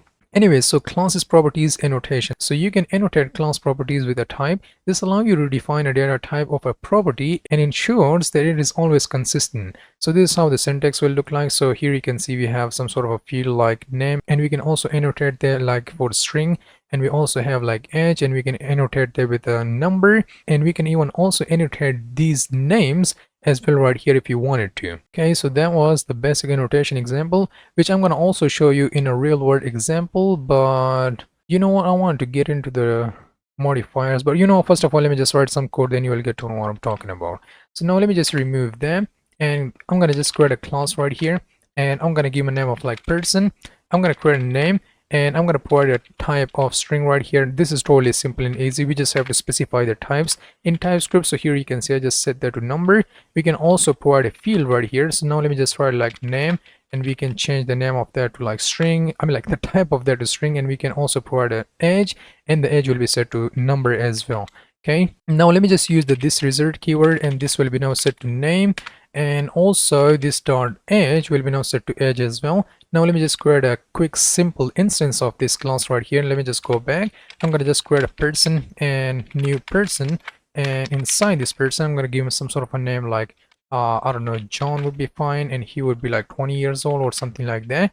And if we also log that to the console, save our file and run there, and here you can see it's going to give us like person, the name will be set to John, and also the age will be set to 20 right here.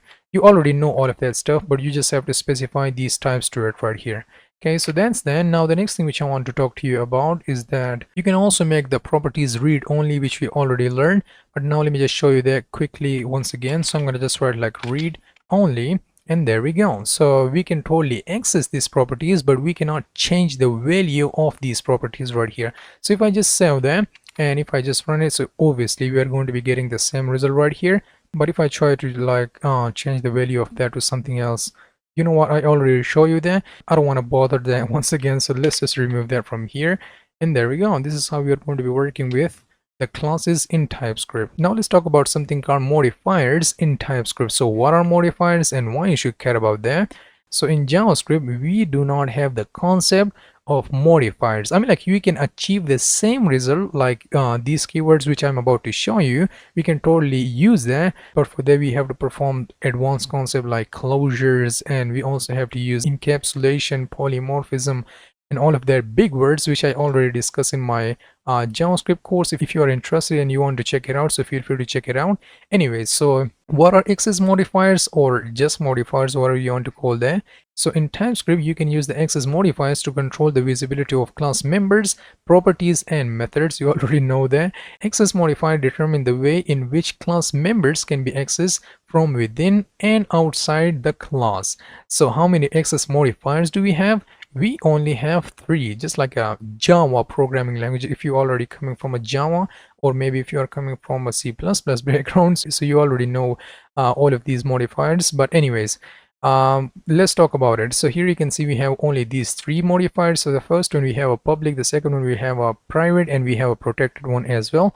So now let's just discuss each of them one by one. So first of all, we have a public modifier. So public, as the name suggests, it's like members marked as a public can be accessed from anywhere, both inside and outside in the class. But if you talk about a private modifier, so the private modifier like member marked as a private can only be accessed within in the class they are defined in, not outside. In this case, you can access your modifier both inside and outside inside a public. But on the other hand, if you are working with a private, so you can only access your property or your method inside that class in which they are defined in, but not outside. But now let's talk about the protected one. Members marked as protected can be accessed from within the class they are defined in, as well as any subclasses that extends the class. So you already know about the extends result keyword. So for if you mark a specific property or method by using a protected modifier, so they can be only accessible inside their specific class in which they are defined in. And also when you extend a certain class and you want to use that there, they can be also accessible there. On the other hand, if you are working with the private one, they can only be accessible within the class but not outside from the class. But if you are working with the public class, so they can be accessed anywhere you want. So yeah, that's the love of TypeScript. So how that's gonna look like, now let me just show you that. I know this is a lot of code and you don't even have to worry about that, but here you can see we can mark our property by either providing the public modifier, the private, or the protected one right here. Okay, so by public, it can be accessible anywhere inside our program. But if you mark that as a private, it can only be accessible inside this animal class right here. But if you mark this protected one, it can be accessible inside the animal, and also if we extend some animal like dog or something like that, it can also be accessible there. And I hope that makes sense. If it doesn't, yeah, now let me just write some code and then you will get to know what I'm talking about. First of all, let me just create my class once again. So I'm gonna just create a class. I'm gonna give a name of like come the hell on person. Once again, let me just provide a few properties like first name will be set to string, and also we have a lost and it's going to be also set to strings as well. Now let me just provide my first and it's going to be equals to string, and I am going to make that as public. So if I just write public, there we go, it is now working. And I'm going to also make this one public as well, like for the last one as well. So now inside there, what I want to do is that I'm going to just use this dot first and also this dot last. And now let me just create an instance of them. So I'm going to go back, and this is how we're going to be creating an instance of them. Like oh my god, person, yeah, person is totally okay. And now let me just log that to the console like p1 dot, I don't know, dot first name right here. So now let me just save that, and here you can see it's going to give us John right here. If you try to log the last name, if you just write last save our file and run that, it's going to give us the Doe right here, which means like totally accessible right here. And now if I make them private right here, if I just mark this one as private, if I save them, and here you can see if I just write first, come the hell on first, and if I save that, it's gonna already give us this error like property first is private and only be accessible within the class person right here in which we are creating it right here. Okay, so let me just create some sort of a method like I don't know, get name. Yep, that's cool. So I'm gonna just create this get name. So we are writing a this dot first name and also this dot last name right here, and we are also annotating that right here. Okay, so what I want to do is that instead of writing a get instead of writing a first, which is not accessible outside from this person right here, but it is now totally accessible inside this person class. So here you can see we can totally have access to that. So instead of writing this first, I'm going to just copy this get name and let me just put there right here and execute that. So now if I save this file, so what do you think will be the result if I run this code? Okay, let me just remove that and run that once again. So we are now getting John Doe, which means like everything is successfully working, and we can only use this first property which we mark as a private only inside this person object right here. Let me just highlight that. We can only use this property which is marked as a private keyword only inside this person class, not outside from this person class. Okay, so this is how we are now getting there. Anyway, so that was it about for the public and also for the private as well. So now let me just create one more for like protected. So protected, and I'm gonna just specify like edge or something like that, and edge will be set to totally number. Now let me just save that. So what this protect is gonna do for us, this protected means like we can totally use this property inside this person right here, not outside from this person. But if we just extend, or if we borrow the functionality from this person to yet another person, and we create an instance of that, we can totally access that edge there. Okay, so what I want to do is that here I'm going to just write like edge, and I'm going to just set that to edge right here, or you know what, this dot edge rather. Okay, so it's gonna totally work, and it's not gonna give us any errors right here. But if you try to provide some sort of a number right here, like 20 in this case, so it is going to give us this error, like unexpected 2 arguments but got 3. Oh, that's because we have to register that anyways. But you get the idea, like it will give us that error right here. So now you get the idea, like we can totally access this dot edge inside this person, and we can also access it by creating some sort of a instance right here. And now let me just create some sort of a user like class, and then I'm gonna just create myself right here. Or you know what, human. This one should be human, this one should be human, so I'm gonna just select that, hit Control D, and I'm gonna just change that to human, and this one should be myself, or person rather. I'm going to just create a person, and we are going to be extending, which means like we are going to be borrowing the functionality from this human right here, and we are going to be providing it right here. So we are going to be getting the functionality from the human, and this is how it looks like. And we just only need this functionality right here. So we have a first name, we have a last name, and we have every single thing right here. And we can also use this edge right here. So let's suppose if I just create some sort of a, you know, let me just delete that from here. I'm going to also delete this one from here. Let me just go back, and I'm going to just create an instance of this person right here, not a human but a person. So I'm going to just write like const Hossein, and it's going to be equals to person, and we have to specify the first name. So I'm going to just write like Hossein for the first name. Oh, we forgot to include the new result keyword. Why are we getting this error? Oh, there we go. It accepts 3 parameters, so we have to specify for the last one like web dev, and I'm gonna also specify one for the edge, so which is set to number. I am 20 years old, and there we go. We are now totally able to access this property, which is set to protected inside this extended class right here. So now let me just log that to the console. So I'm gonna just use like Hossein, save this file and run that. So we are now, oh god damn it, where in the world is anyone getting the error?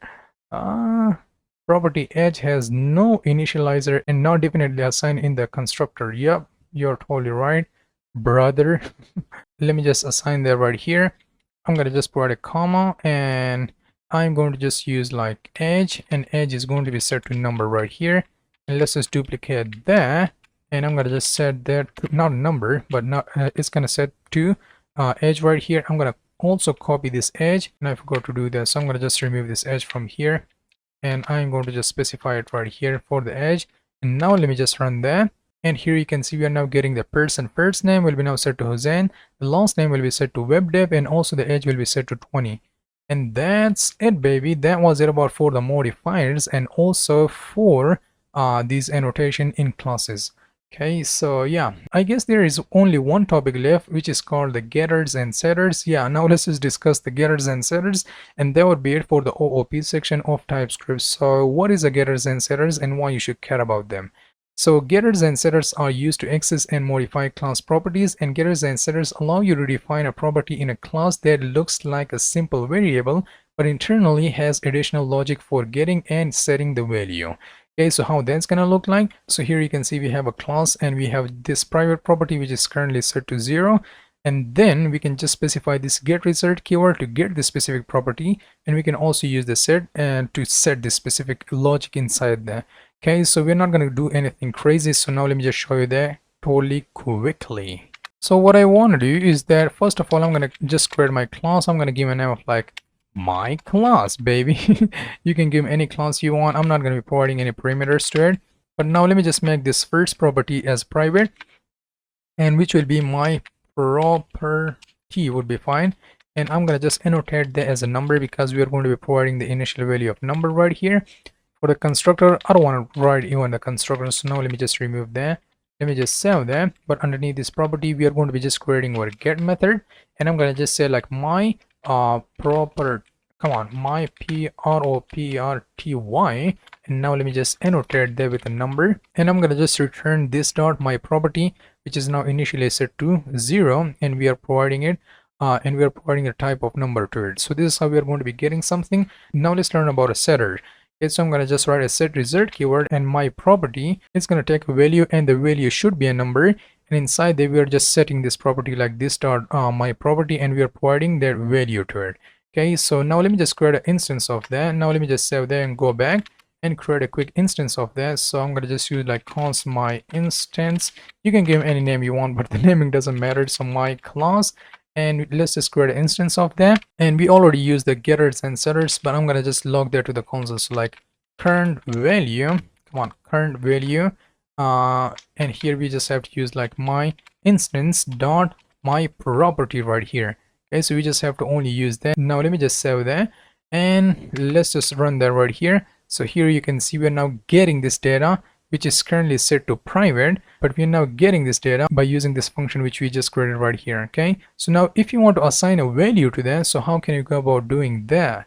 And that's totally easy as well. We don't have to do nothing, but we just have to write like my instance dot my property. We just have to access this property which we have right here, and also we have to specify some sort of a number, like I don't know, maybe 10 would be fine. And this is how we're going to be assigning a number. And now let me just log that to the console. Like let's just cut that, copy this one and put it right here. And now let me just save them and run that. Initially it's going to be set to 0, and now we are changing that, or we are setting a new value to that. So that's why we are now getting this 10 right here. And yep, that was it about the OOP section for the TypeScript, and I hope you enjoyed it. Now let's learn about interfaces in TypeScript. So now let's talk about one of my favorite topic in TypeScript, which is called interface. So what in the world are interfaces and why you should care about them? So interface is a way to define a contract for a shape of an object. It specifies the properties and their types that an object must have, and the keyword is must have. Interfaces are powerful tools for enforcing a certain structure in your code.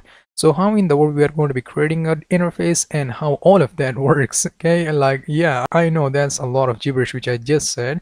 Like how in the world we are going to be creating an interface and how all of that works. So this is how we are going to be defining an interface. So first of all, we have to just write an interface result keyword, then we have to give some sort of a name for our interface, then we have to specify the properties and their types, and there we go. We can also define the methods, which we are going to be also discussing in a few seconds. And if you want to use the interface, you just have to annotate that right here, and then you have to specify all of the properties which currently this interface has. Okay, so we have first name, last name and age, and we are now providing the first name, last name and age right here. So that was our basic interface, but that's not it. While interfaces are commonly used to define the structure of objects, they are not limited to just objects. Interfaces in TypeScript can be also used for describing the shape of a functions and also a classes as well. So we are going to be using interfaces for both the functions, classes, and also for the objects as well. So now let's talk about it. So if you want to create an interface for a function, so this is how you're going to be doing that. Okay, so here you can see you just have to create an interface, like the syntax will be totally the same. But if you want to create some sort of a structure for a function, so you just have to create that structure right here. Like in this case, it will take a 2 parameter like x and also the y, and both of them will be number, and the return type will be also number. Okay, so this is how we are going to be doing that. Here you can see we have an add function and the add arrow function right here, and we are providing our interface call right here, like math operation. We are now providing this x and also the y, so we have to specify there right here, and it's gonna take the a and also the b, and we are just adding there right here. And we can also use for the subtract, and we can log the values, like for the add we are going to be using it like this, and also for subtract we can also provide different kind of values right here. I know that sounds confusing, like oh my god, you are just showing us the slide, show some code. Yeah, I am going to show you a code in a few seconds, but first of all let me just explain all of that stuff in the slides, then we are going to be jumping into the code. Okay, so this is how we are going to be using interfaces for a class. So here you can see we have interfaces, and as I said that we can also provide a method for that. So we have a vehicle interface right here, and as a methods we have a start, and it's gonna take void because we're not even returning something from there. And we also have a stop, so we are going to be also annotating that as a void because we are also not returning something from there. And here you can see we are going to be using the implements. Okay, not extends but implements right here. So it's going to implement the vehicle interface right here, and then we can define, then we should define the start and also the stop, because we have to specify these properties which are currently available for this interface. So we have a start and we also have a stop, and we can use it like that. So this is how we are going to be using interfaces. And we have yet another topic which is called declaration and merging. I'm going to discuss that in a few seconds, but first of all, now let's just create an interface, the basic interface, how that's work.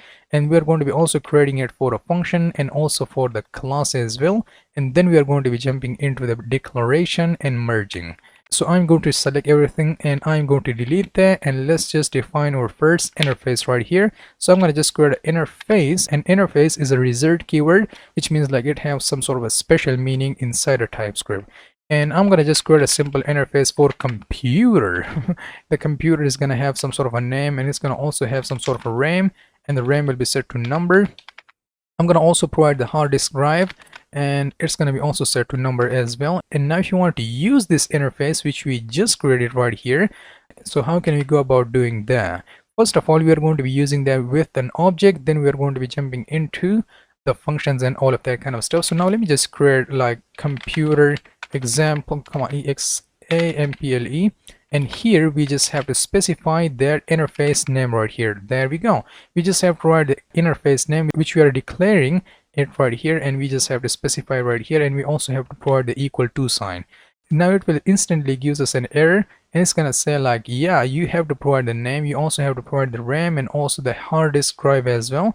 So we can provide a name, and the name will be like, I don't know, i7 or something like that. And I'm gonna also provide the RAM, and the RAM will be 8 gigabytes and the hard disk drive will be, I don't know, 100 gigabytes or something like that. Now let me just go back, and now let me just log all of these values right here. So I'm gonna just use like computer, oh,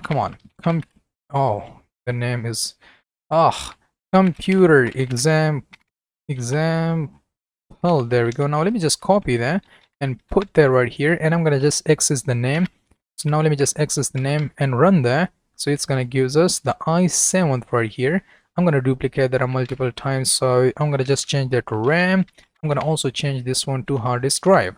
Okay, not 3Ds but 2Ds. So now let me just save that, and here you can see it's gonna give us the i7 and also 100, and everything is totally working. And this is how we are going to be defining the interface.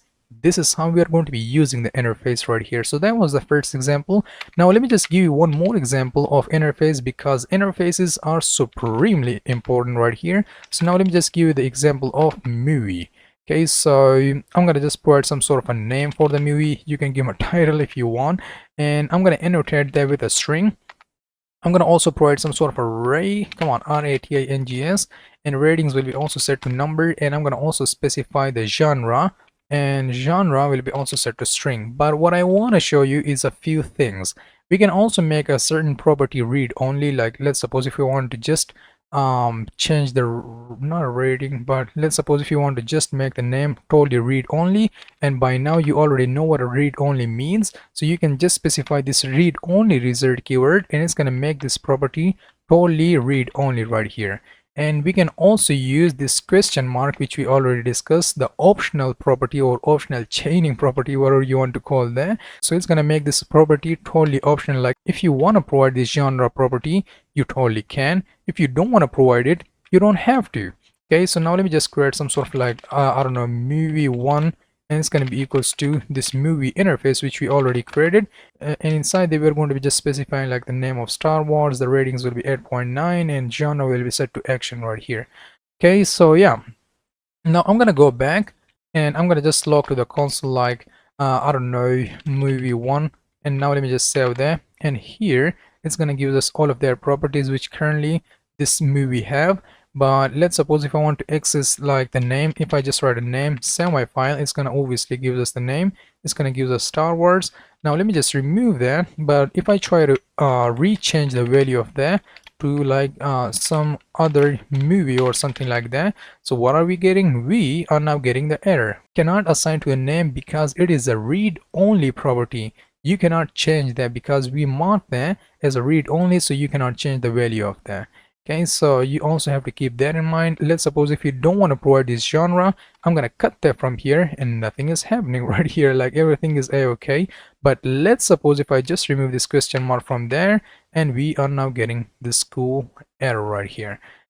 Okay, so yeah, that was the basics of interfaces. Now let's create interfaces for the functions. I'm gonna create an interface right here, give a name of like math operation or something like that, and inside there we're going to be just creating this signature right here. So x is going to be a number and also the y is going to be a number, and we are going to be also providing a return type of number as well. And there we go. Now let me just use that right here. So let's suppose we have an add function and we want to provide that same math operations right here, and also we are going to be providing the a and also the y, and we are going to be just using like a plus b. Not a plus y, but a plus b rather. I forgot to provide this b right here. Okay, what the hell am I doing? And now let me just log there to the console like add 2 comma 2 or something like that. Now let me just save that and run my file. So it's gonna give us 4 right here. Why is that? Because everything is successfully working, that's why. If I hover my mouse over to it, so here you can see it's gonna give us like math operation, and the x value is set to number, and also the y value is set to number, and the return value is also set to number, so everything is okay. So let's suppose if you want to create one for the subtract, so I'm gonna just write like subtract baby, and instead of writing this plus symbol, I'm gonna just change that to minus symbol. Let me just duplicate that, and I'm gonna just remove 10 from 20 or something like that. Let me just save that. So it's gonna give us 10. We are adding that. Oh, that's because we are still using add. We have to copy the subtract and put it right here, save my file and run that. So here you can see it's gonna give us -4, which is not correct. Oh, we are doing the other way around. Anyways, so it doesn't even matter, but this is how we are going to be creating an interface, and this is how we are going to be using that inside a function. So now let's learn about interfaces with methods. So we can also specify the methods inside an interface. So we can just create a person interface right here. I'm going to provide a first name, and the first name will be set to string. The last name will be also set to string, and I'm going to also specify the age will be set to number and say hello. This person will be also able to say hello right here, and we're not going to be returning anything, so that's why we have to set there to white. So now let me just create a function. I'm going to give a name of like greet, and also for the perimeter it's going to take a person, and for the type it's going to take that interface which we already created right here. So this one should be lowercase, and there we go. And now inside this function body, we're not going to be doing anything crazy, but we are going to be just logging into the console like hello, and person dot first name, and also the person dot last name as well. Now let me just go back, and I'm going to just use like person dot say hello right here and execute that. So now if I save that, what I want to do is that I wanted to create that first name, last name. I want to create a separate object right here. It is already giving us right here. So I'm going to just provide all of these properties like first name of John, the last name of Doe, the age will be 30, and say hello. Let's just remove that right here, save my file and say hello, and inside there we are just providing like I don't know, hi there, or I'm gonna just write like hi there right here instead of hello. So this is how we are going to be creating or this is how we are going to be providing an interface for the object as well. We can also provide their method body right here, and here you can see we have this John, and that's that. Now let me just duplicate that right here. I'm gonna just duplicate that. I'm gonna just create one more person, so I'm gonna just change the name of that to like Hussein, and I'm gonna also change this name, not this one, come on, I'm gonna change this name to Hussein, and also let's just change this name to web dev, and the age will be 20, and I'm gonna just say like what's good, or what's good would be fine. Okay, so now let me just use that greet method right here, which we already created right here. I'm gonna just create that greet method, and I'm gonna specify the John and also Hussein right here. So now let me just save that, and now let's just run that right here. We are getting all of their results, but that's not looking that much cool, so I'm gonna just run it once again, and we are getting like hello John Doe, hi there, hello Hussein web dev, what's good. Okay, so this is how we are going to be defining our interface. This is how we are going to be using that interface inside this function. This is how we are going to be creating an object based on that same interface right here.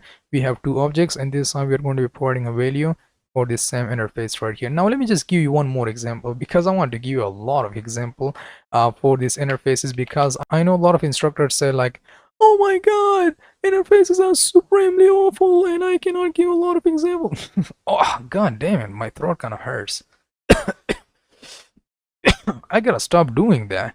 Now let me just write my interface once again, and I'm gonna just create an interface of song, and I'm gonna just write a song name. You can also provide a title, whatever. And I'm gonna also provide a singer name, and singer name will be string. And also for the print song info, come on, print song info.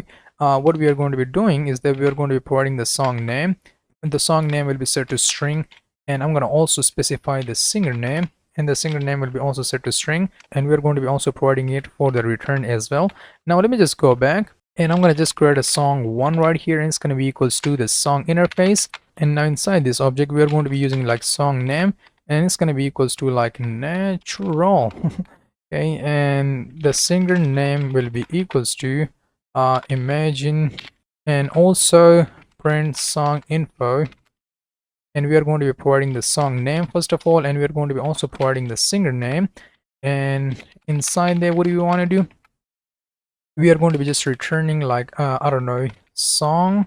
And first of all, we have to render the singer name, so not a singer but a song name right here. And then we also have to render the singer also as well, so I'm going to just use like singer name, singer, if you already have that. Let me just copy the singer name and put it right here. But why on earth we are getting this error? Oh, I forgot to include these annotations right here. There we go. Now that's looking better. I'm going to save this file, and I'm going to just use that right here. So I'm going to use like song1 dot print song info, and I'm going to just provide natural. We already provide that, but yeah, I'm going to just do it right here once again. And I'm going to provide like imagine dragon right here. So now let me just save that and execute that once again. So here you can see we are now getting the song name, which will be set to natural, and we also have a singer imagine dragon right here. Everything is okay, and that was just it about for interfaces using with function and also with methods as well. Now let's learn about how we are going to be extending the interfaces or borrowing the functionality from the parent interface to the children interface. So how can I go about doing that? I'm going to create an interface right here, and I'm going to give a name of like movie details. The first property, I'm going to set that to read only, and I'm going to just set that to name and string. I'm going to also provide ratings to it, so the ratings will be set to number. And also for the print movie info right here, what do you want to do? We just want to provide a name. It's going to take a string. We also have to provide a price as well, and the price will be set to number. And we also want to provide a ratings, and the ratings will be also set to number as well. Now let's just provide for the return. So we are going to be either using a string or number right here. Now outside from that, what do you want to do? We just want to extend both of the interfaces. So I'm going to just write interface. I'm going to give a name of like movie genre, and I'm going to extend extends extends this movie detail right here. So what I'm doing is that I'm creating a new interface, and I am borrowing all of the functionality which we currently have inside this interface to this movie genre right here. Okay, so this is what I'm doing right now, and I'm going to just write like genre and set that to string. Okay, and what I want to do is that I'm going to just create a movie right here like const movie 1, and it's going to be equals to some sort of a movie like movie genre. So now we are using this movie genre, so which means like we are also extending the functionality from this movie detail. So we have to first of all satisfy this one, then we have to satisfy this movie genre or this specific genre right here. So now let me just write a code, then you'll get to know what I'm talking about. So I'm going to just use like name, and I'm going to just fill it with this one right here. So the first one requires a name. I already provide that name. Then it requires the ratings. I already provide the ratings. Then we are using this movie genre right here. You can put that at the end, you can put it anywhere you want, but I just put it right here. So we have a genre as well, and then we have this print movie info. So we satisfy both of these interfaces right here. In this case, what we are doing is that we are borrowing all of the functionality of this interface, and we are putting it right here in this interface right here. Okay, then we are providing that movie genre interface right here. So which means like we have to now satisfy both of these interfaces, like this interface and also this interface as well. So there we go, we already provided values for them. So now let me just create a response, so like const response, and we're going to be providing a movie1.print movie info right here, and I'm going to just specify like John Wick, and I'm going to also provide a I don't know, the price of 100 and the ratings of 8, and there we go. Now I can log that to the console successfully. Now let me just run that, and here you can see we have a movie name of John Wick, the price is 100, and also we have the ratings of 8 right here. Amazing. So yeah, this is how we are going to be extending interface from another interface. Now finally, let's learn about interfaces with classes, baby. So what I want to do is that I'm going to just create an interface, give a name of like vehicle, and inside this interface we would have like two methods, like I don't know, start, and it's going to be also a void because we are not going to be getting some sort of a return statement, so it's going to be void. And we also have a stop one as well. I'm going to execute this one as well, and it's going to be void as well. Now let me just create a class. I'm going to give a name of like car, and we are going to be using the implements right here, implements, if I can spell that today, and vehicle. Okay, so we are going to be providing this vehicle right here. So now we are using this vehicle interface inside this car, or we are implementing that, so we have to just use this implement result keyword right here. Okay, so I'm going to just satisfy this interface which we already using. So I'm going to use like start method, and I'm going to just write like car is starting, and now I'm going to just duplicate that, provide a comma, change that to stop.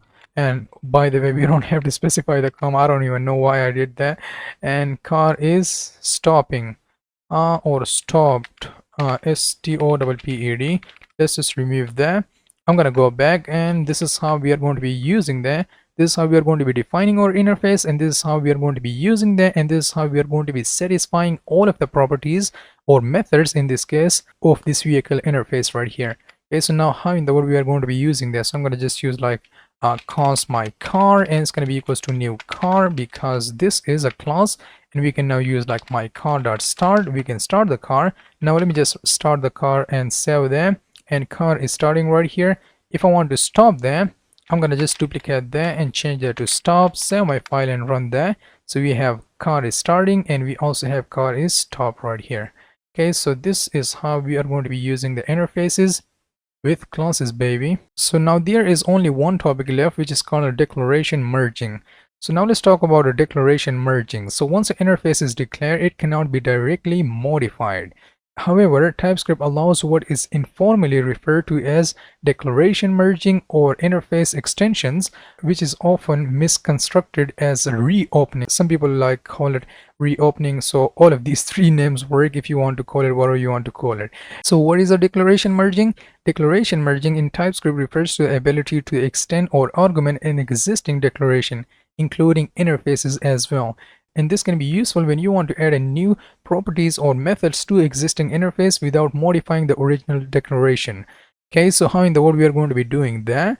The syntax is totally simple. Like once we define some sort of an interface, we provide a property, we provide our method, and we want to later provide something else, so we can totally do that. Or if you want to change the existing ones, so we are going to be using this exact same syntax, like this exact name, this exact syntax, and in this case we are going to be providing this new properties right here, like model will be set to string, and also we have a stop method right here. In this case we have a brand of string, and we also have a start method. But now in this case we are using a declaration merging, or you can also say the interface extension, or some people also call it, God forbid, reopening an interface.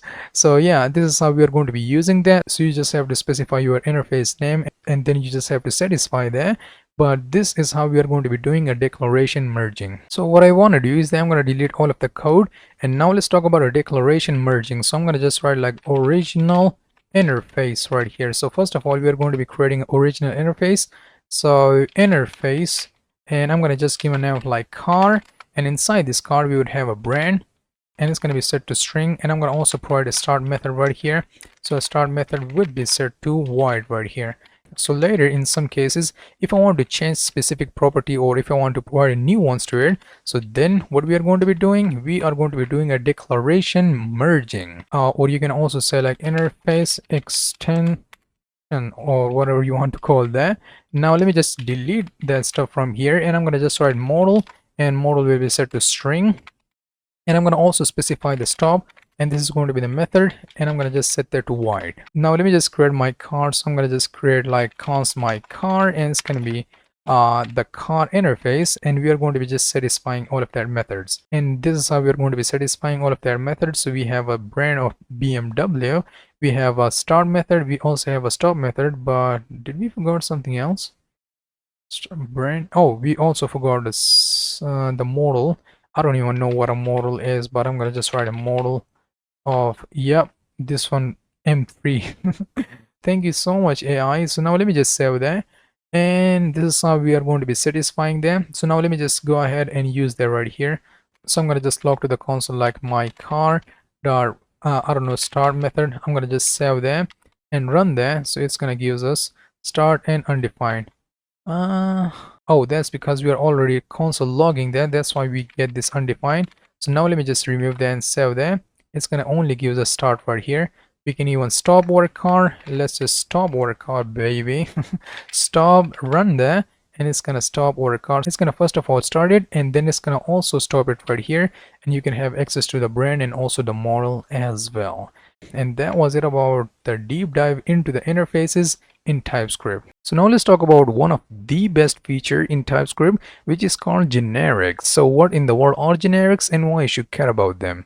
So in TypeScript, generics allow you to create a reusable component that work with a variety of types. Like generics makes it possible for you to define function, classes, and interfaces that can work with different data types without having to duplicate our code. And here the keyword is different data types. Now you might be thinking like, Hussein, isn't that any type? Like if we use the any type, we can provide any data type. No, generics are totally different than that. So we can also create a generic function, and we can also create a generic classes, which we are going to be also learning in this section. Now let me just give you some sort of a code without using a generic function, and then we are going to be refactoring that code to use a generic function. So here you can see we have like 3 arrow functions right here. The first one will only take a string value. Like here we have to specify string value right here, because here we are now annotating our parameter as a string. So here you can see we have to specify a string right here. If you specify like, I don't know, some sort of a number, or I don't know, if some sort of like a boolean value, so it's gonna throw us an error. And here you can see for the next function we have to specify the number. If you specify something else like string or boolean or something like that, it's gonna throw us an error. Why is that?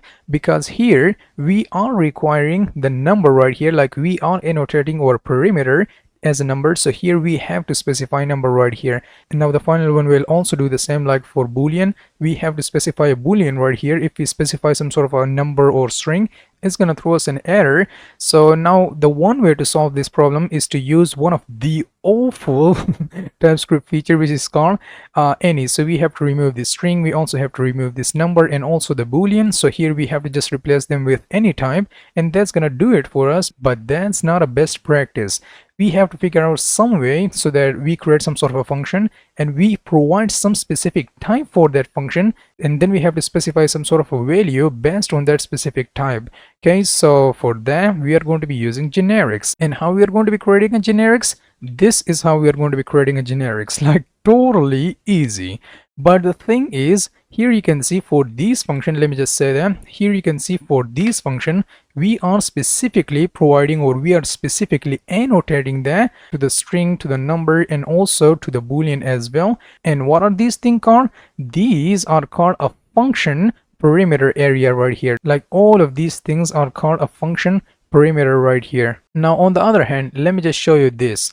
This is a type parameter right here. Like anytime you want to create some sort of a generic function, here this area we can also specify type right here, or we can also just abbreviate that to T. In this case I just abbreviate that to T, but you can also write a type if you wanted to. So this area here you can see that I just highlight that this area is known as a type parameter, like which kind of type we are going to be specifying right here for this specific function. This area which you can see right here is a function perimeter area right here. Also I want you to notice, like also this area is a type perimeter area right here. Like for this area, we have to specify some sort of a value. Like we can either provide a string, we can provide a number, we can also provide a boolean right here, and it's going to give us results based on that. Like here you can see the first one is going to give us a hello, because we are now annotating there, or we are specifying the value for this perimeter area right here, the string type. So here you can see we have to specify the string value right here, and it's going to give us the result of string. Then for the number, we are providing a number, and we are also getting the number right here. Then finally for the boolean, we are providing a boolean, and finally we are getting the boolean value right here. Okay, so yeah, there was a lot of talking. So now let me just give you some sort of example, and then you will get to know what I'm talking about. So the first thing which I want to do is that I'm going to create a lot of function, and they are not going to be a generic function. So I'm going to just create a regular like TypeScript or JavaScript function right here. The first one will be for the print number right here, and it's going to take the perimeter of like item or something like that, and I'm going to annotate that with a number, and I'm going to also specify a default value to it, like come on, default. And here I'm going to just specify the number right here. And I also forgot to include the return type as well. So it's going to take a number and also the number as well. So now let me just go back. And here inside this function, what do you have to do? We are going to be just returning the item and also the default value right here. Okay, so instead of writing a default, I'm going to just change that to like default value or something like that. And here you can see that error is gone. So now if I want to run this code, so what do I have to do for that? Well, I'm going to just write like, I don't know, const num, and it's going to be equal to this print number right here, and I can specify any number I want. And now let me just log to the console this number right here. What is going on? Print number, expect 2 parameter right here, so I'm going to just specify like 12 and 20 right here. Now let me just save that and run my file. So here you can see it's going to give us array of 12 and also 20 right here, which is okay. So let's suppose if I specify something else like string. Now let me just write like something, and I'm going to also specify the boolean right here like true. And now if I save that and if I run that, it's going to give us this error like argument of type string is not assignable to a perimeter of type number right here. You gotta do something about that. So now let me just remove that from here. Now let me just provide 1, and I'm going to also specify 2 right here. So which means like we can only specify the number values right here. We cannot specify the string, we cannot specify the boolean or anything like that. So the next thing which I want to do is that I'm going to just create one for like, I don't know, for a string like, I don't know, print string or something like that, and I guess that would be it. So now let me just duplicate that and change this one to stir for a string, and also print string right here. And in this case we are not able to provide, let me just write a stir right here. And by the way, I forgot to also change these to string right here. So now let me just change that to string. And here you can see it is now giving us an error if I hover my mouse over to it. So it is also giving us that same error like argument of type number is not assignable to a perimeter of type string. So yeah, we have to specify some sort of a string value right here. So I'm going to just write like, I don't know, hello. And I'm going to also specify word or something like that. And now if I save my file and run that, and let's just remove that from here. And let me just rerun that once again. So here you can see it's going to give us hello and also the word right here. So now let me just also write one function for the booleans as well. So I'm going to just write like print bool or boolean rather. I'm going to change the type to boolean. And now I'm going to just duplicate this line of code, change this one to bool or something like that, and print bool right here, or boolean rather. So it's going to give us that error like argument of type string is not assignable to a perimeter of type boolean. We have to specify some sort of a boolean value right here. Okay, so if I just write like true and false, and now if I save that, and let's just log that bool to the console as well. Let me just save this file and run that. So here you can see we are now getting true and also the false value right here, which means like everything is totally working a-okay. But the problem which we are currently facing is that we have to specify number for this print number right here. We have to specify string for the print string function, and we have to specify the boolean for this print boolean function right here. Like we cannot provide a number for the boolean, we cannot provide a number for a string and also boolean for a string. We cannot provide boolean or number. I mean, like we cannot provide boolean or string for this print number function right here. We have to do something about that. Well, the first answer is, now let me just remove that and also these other functions as well. Now let me just remove that. I can just specify the any type right here. If I just write any, I don't even have to like annotate that with any right here. But anyways, if I just save that, now let me just log to the console this num, and I'm going to specify yeah, a number will be for the first one, and for the second one I'm going to just write like something, and it's not going to take 3 parameters. So yeah, that's it. Now let me just save that and run that. And here you can see it's going to give us 1 for a number and also something as a string right here. Now our problem is totally solved, but I want to ask you a question, like in this code, where in the world is TypeScript playing their role? Well, nowhere. Like we are not even using a TypeScript for that. We are just writing this extra code right here. We are not using TypeScript anywhere inside this code. And TypeScript is all about types, and we have to do something about that. Okay, so to do something about that, we are going to be refactoring all of that code, which I just wrote right here. We are going to be refactoring all of that code to one simple function, which is called generic function. And trust me, the syntax is totally simple and awesome. So now let me just create a generic function right here. So anytime you want to create a generic function, we are not going to be doing anything special, but we are going to be just creating our function just like that. Let me just highlight that for you. We are going to be first of all providing the function result keyword, then a specific name for our function, then the perimeter area, and also our curly braces right here. But now I'm going to just specify some sort of a name right here. Let me just zoom in a bit. I'm going to specify some sort of a name like unique data type. Come on, types. I guess that's going to be fine, or unique data types function would be fine rather. And I'm going to also remove this params, and I'm going to just change that to like I don't know, item, and I'm going to just annotate that with something. But you know what, first of all, let me just write a comma and then the default value. So I'm not going to even annotate there, and I'm not going to provide any annotation for the return value as well. So the first thing that you have to keep in mind anytime you want to create a generic function is that how many data types this function is going to take as a value. So in this case, I'm going to just specify 1 right here. Just for this specific example, we're not going to do anything crazy, not right now, but we will very soon. So I'm going to just write a less than sign. Come on, less than sign. And here we have to specify type right here, and I'm going to close that. This area is a type parameter area right here, and also this area is a function parameter area right here. So now that we make clear that you can specify any type you want right here, this is a type parameter area right here. Like we have to specify some sort of a type for that. So type is declared, but its value is never read. Okay, so we are going to take care of that in a few seconds. Now the next thing which you have to do is that we have to use this type somewhere inside our function. So where we are going to be using that, I'm going to copy that and I'm going to annotate that for the item. Now let me just write item, and I'm going to just specify this type right here, and I'm going to also specify it for the default value as well, and I'm going to also specify it for the return value of this function as well. Or you know what, we're going to be returning like 2 values, so I'm going to just write array of type and also the type right here.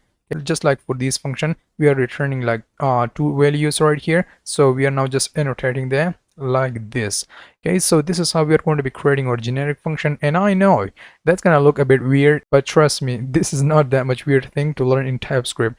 But yeah, let me just say that once again. First of all, we are going to be creating some sort of a JavaScript or TypeScript function. We can give it any name we want, and then we have to specify some sort of a type right here. Like this area is known as a perimeter area. You have to specify some sort of a value for this perimeter right here, and then we are reusing that perimeter right here and also here as well, and also for this return type as well. So currently we are not even specifying, or we are not even returning something from our function, so that's why we are now getting this error right here. But now what I want to do is that I'm going to just return that item and also the default value as well. Okay, so now let me just return that. The next thing which I want to do is that, you know what, let me just save this file, and it's going to format my code like that.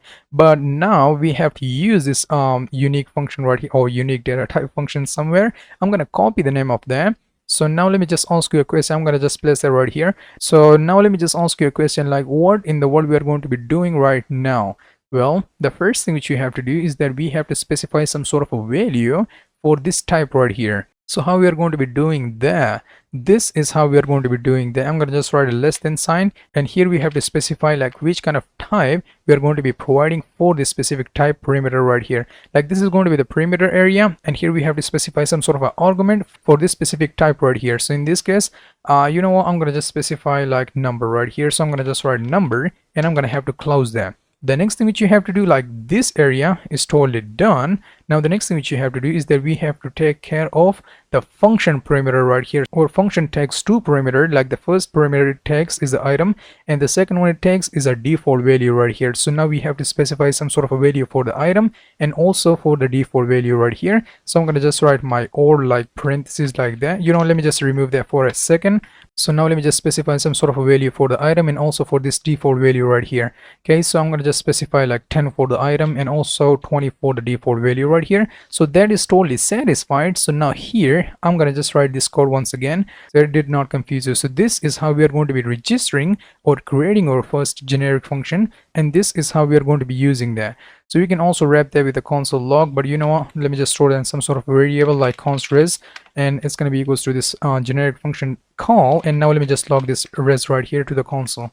Okay, so if I save this file and now let me just run that, so it's going to give us like 10 and also the 20 right here, which is totally amazing. You can like rewatch this video if you wanted to, but you don't have to. Like, I explain every single thing about generics right here.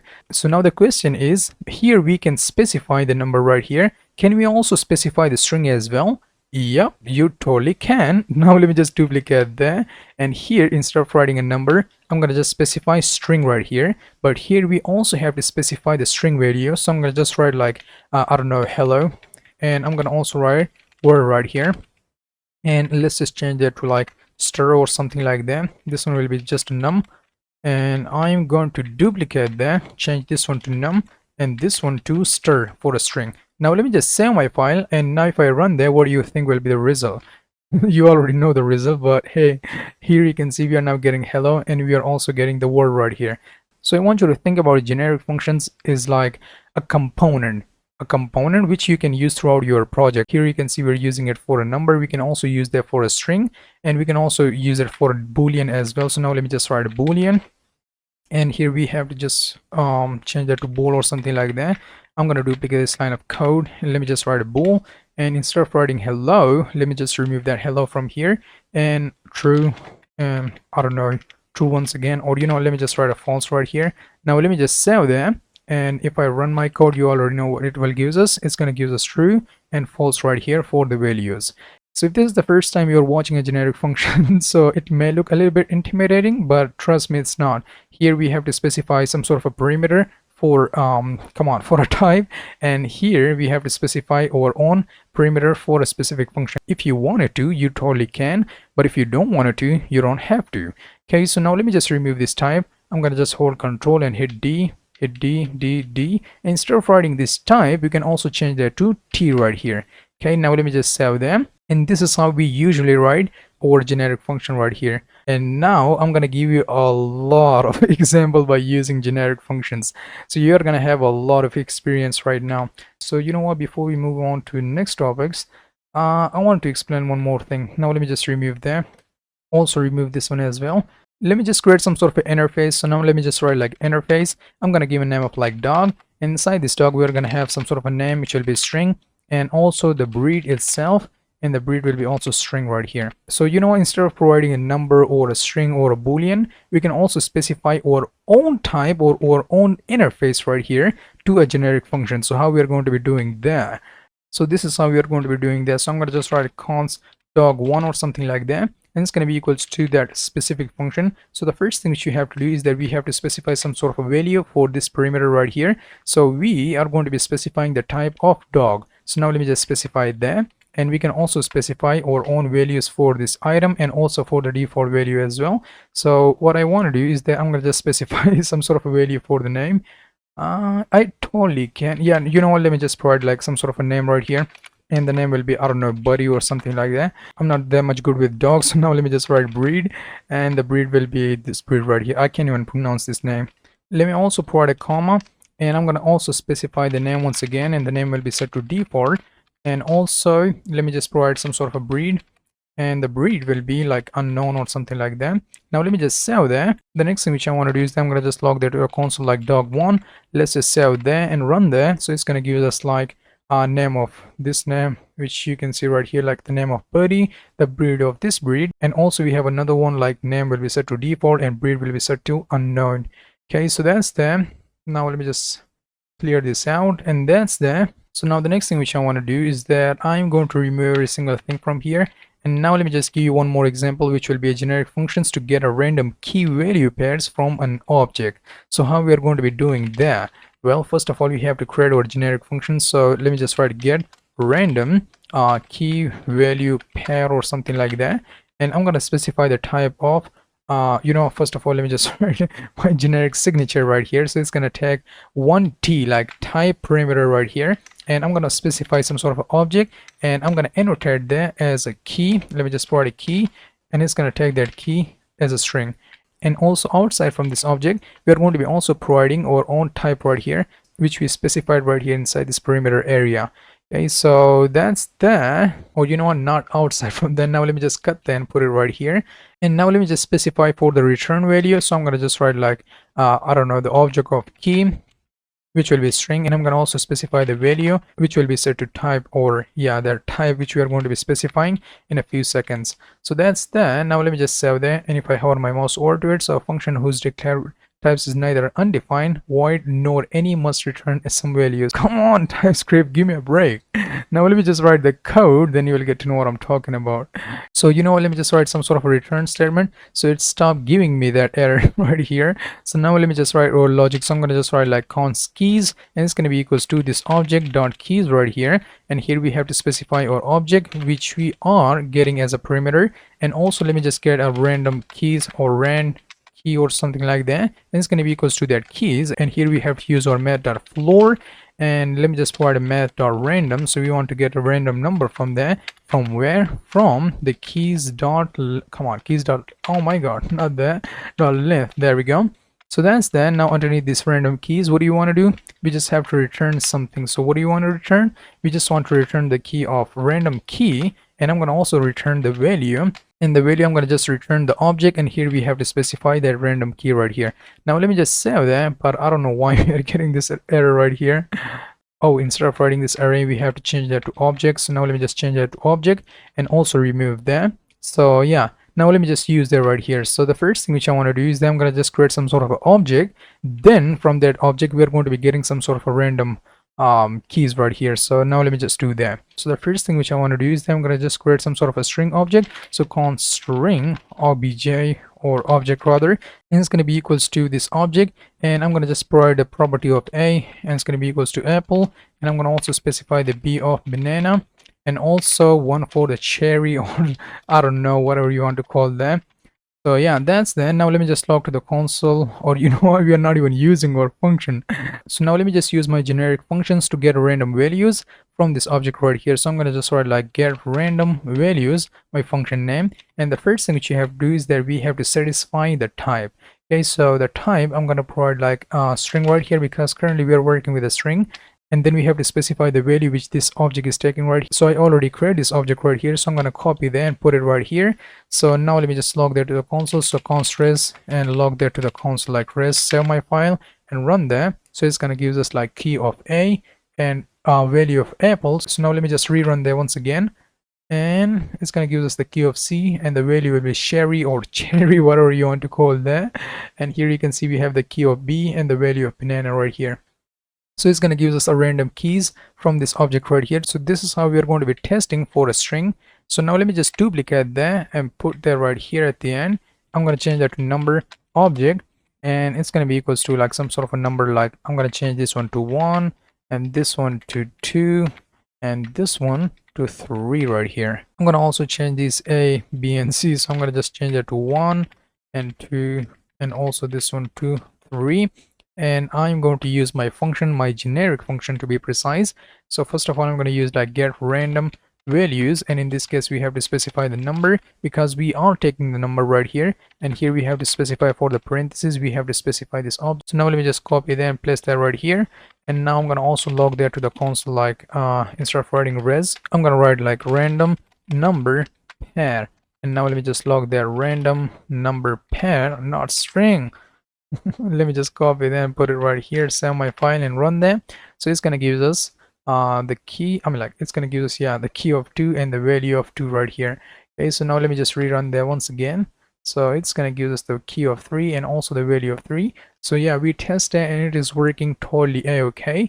Now the next thing which I want to do is that I'm going to just create a generic function that filter array based on a condition. So yeah, we totally can provide a conditions as well. So now let me just remove this coding from here. And by the way, you can find all of the code in my GitHub repository, and link will be in the description below. So now let me just create a function. I'm going to give a name of like filter array or something like that, and I'm going to also specify the type parameter. And in this case, I'm going to also have to specify this array right here, and the type will be set to type of arrays. And I'm going to also specify the condition. So condition, there we go, and the condition will be item, and also their type right here, and it's going to return the boolean. Come on, boolean. If I can get that, let me just go back, and for the return value, I'm going to specify the type of arrays right here. So now let me just write my code. So I'm going to just write like return array.filter or JavaScript like or regular JavaScript filter method, and I'm going to specify the item in this case, and here we have to write our condition, and for this condition we have to specify the parameter of item right here. So now the next thing which we have to do is that we have to create some sort of array so that we can iterate over through the array, and we can perform some sort of a logic on that array. So I'm going to just write like const number array, and it's going to be equals to like I don't know, 1 2 3 4 5 6 7 8 9 10. I guess 10 would be fine. So what I want to do is that I'm going to just get a e1 numbers from there. So I'm going to just use like const e1 numbers, and it's going to be equals to my filter array generic function right here. So the first thing which I want to do is that I'm going to just specify the number, and the next thing which I want to do is that I'm going to just specify the number array right here, which is this number array. And the next thing which you have to do is that we have to specify the condition function right here. So I'm going to provide a comma, and now let me just specify the condition function. So I'm going to specify the number, and I'm going to also just use like if num mod 2 is equals to 0, triple equals to 0, so it's going to give us the e1 numbers. So now let me just log that to the console like e1 numbers. Now let me just go back and save my file, and this is how it looks like. Now let me just run my code. So it's going to give us like 2 4 6 8 and 10, which are totally correct, and these are e1 numbers in mathematics, and yeah, in also TypeScript as well. Okay, so what I want to do is that the next example is using the array of strings. So let me just create an array of strings. So const string array, and it's going to be equals to like I don't know, apple, and also banana, and also some sort of a sherry or cherry, whatever you want to call that, and that or whatever. So now let me just get a short words from this array. So I'm going to use like short words, and it's going to be equals to like filter array my generic function, and I'm going to specify the string value. And for my actual parameter, I'm going to specify like string array, which we are already creating. And now let me just specify the condition, and for this condition it's going to take a word, and word, come on, word dot length is less than 6, so only gives us them. So like short words, if I save my file and run that, so it's going to only give us the short array. So here you can see we have an apple, and we also have a date. So yeah, that's also totally correct. And yeah, now the next thing which I want to do is that I'm going to also create an interface right here. So now let me just create an interface. I'm going to just write like interface, and I'm going to also specify the fruit name to it, and the name will be set to some sort of a string, and I'm going to also specify some sort of a color like string as well. Now let me just use const fruit fruit fruit array, and here we have to annotate there with our fruit interface right here, and it's going to be equals to this array, and here we can specify a lot of fruits right here like I don't know, apple, and also the color will be set to red, and they shouldn't be array, it should be an object rather. So now let me just change that to object. Let me provide my comma and just provide a little bit more like I don't know, banana is yellow, yep, and I'm going to also specify the sherry of red as well. I'm going to also make this one uppercase R, and also this one uppercase R as well. So now let me just use my generic function, which is filter array. Let me just use that on this array right here. So what I want to do is I'm going to just get a red fruits from the array. So it's going to be equals to filter array, and here we have to specify that fruit and close that. And the next thing which you have to do is that we also have to satisfy our perimeter area. So now let me just copy that and put our array, and I'm going to also specify our conditions. So fruit, and here what you have to do, we have to specify if fruit dot color is triple equals to red. So what do you want to do? We just wanted to log the red fruits right here. So if I save my file and run that, so it's going to give us these fruits right here, the color will be red. So here you can see we have a name of apple, and the color is red, and we also have a sherry or cherry and the color is also red. So we are now getting there inside a console, so which means like they are totally working a-okay. And we learned about generic functions a lot, but that's not it, baby. We gotta do a lot more than that. Now let me just talk to you about generic function, but which takes multiple types. Now let me just create a generic function which reverts the order of two values. So I'm going to just create my generic function. So I'm going to give a name of like reverse pair or something like that. And in this case we have to specify two types of perimeter right here. Okay, so two types of perimeter. You can abbreviate that to T and U, or you can abbreviate that to anything you want.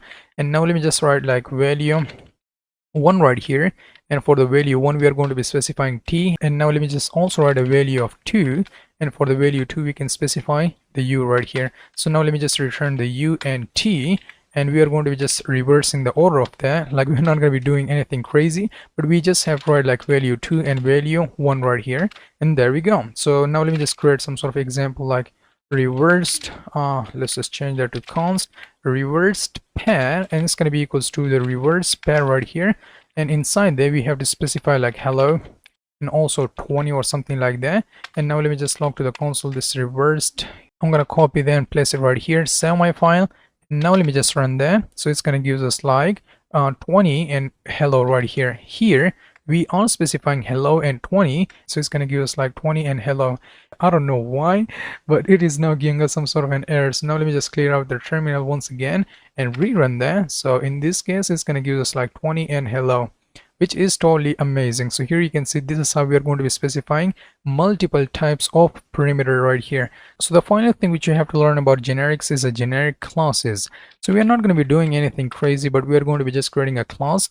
And I'm going to just give a name of like box, and here we have to specify the dynamic, or not a dynamic, but the perimeter for a type right here. So I'm going to specify the property of private and content right here. It's going to also take their perimeter right here. And for the constructor, what do you have to do? I'm going to remove this perimeter, and I'm going to just set that to initial content right here, and initial content will be also set to this type. And I'm going to just say like this dot content is now equals to this initial content right here. Underneath there we are going to be defining two methods, so get content, and get content is not going to take any perimeter. So inside there, what do you want to do? We just want to return like this dot content just to get the content right here. And we can also set the content, so set content, and I'm going to just specify like new content, and that new content will tag that perimeter, and I'm not going to return anything from there. So I'm going to just specify the void to it. Now let me just go back, and here we have to just write like this dot content is now equals to the new content right here. Now let me just save that and execute that. Now the next thing which I want to do is that I'm going to just create an instance of that. So I'm going to use like new box, and here we have to specify some sort of a value for the perimeter or type perimeter. So I'm going to just use like string, and I'm going to just provide an actual value for that function, so or not function but class, like hello TypeScript. And now let me just store in some sort of variable like string box or something like that. And now let me just log to the console like string box, which we have right here, and we are going to be just getting or executing this method right here like get content. And now let me just execute that, go back. This is how the code looks like. And now if I run that, so it's going to give us wow, it's not giving us an error. Oh, it should not be equals to, we have to annotate that. Come on. Let me just save that and rerun that once again. So it's going to give us hello TypeScript right here, but we can do crazier stuff than that. So I can also set the content. So I'm going to just write like I don't know, string box dot set content, and I can specify any content I want, like new content added or something like that. And you know, I'm going to just put this one right here, duplicate that, and put it also at the end as well. So now let me just save that and run that once again. So it's going to give us like hello TypeScript and new content added right here. Okay, so which is totally okay. So now let me just also run this specific class for the numbers as well. So I'm going to just remove that from here, and let me just zoom in. I'm going to create a number box, and it's going to be equals to like new box, and for the perimeter I'm going to specify number and also 20 or something like that. And underneath that we're going to be also using like, you know, let me just log the value to the console like number box dot get content and execute that. If I save that and run that, so it's going to give us like 20, totally working. Now let me just use that for setting the value. number box. Come on, if I can just, oh my god, number box, there we go. Dot set content is now going to take like 100 right here, and I'm going to also log that to the console. So now let me just copy that and place that right here, save my file and run that. So it's going to give us like 20 and also the 100 right here. So yeah, that was it about generics in TypeScript, and I hope you love them. Okay, so yeah, next we are going to be learning about a type narrowing in TypeScript. So now let's learn about a type narrowing in TypeScript. So type narrowing is the process of refining a variable's type within a conditional block of code, and this allows you to write more precise and type-safe code. So how in the world we are going to be achieving a type narrowing? There are a lot of ways to achieve the type narrowing, but in this specific section we are going to be just learning about a type guards, the instance of, and also the insertion types. Okay, so now let's just start from the first one, which is a type guards. So type guard are mechanisms that help TypeScript understand and narrow down the types more precisely, and one common type guard is the type of operator right here. So how the code's gonna look like, this is how the code's gonna look like. So you can take a screenshot of that, or you can just pause the video and write the code by yourself.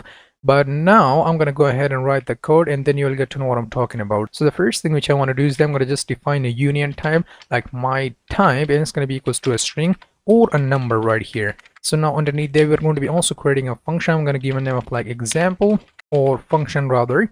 It's going to take a value, and the value type will be my type right here. And for the return statement, what do you have to do?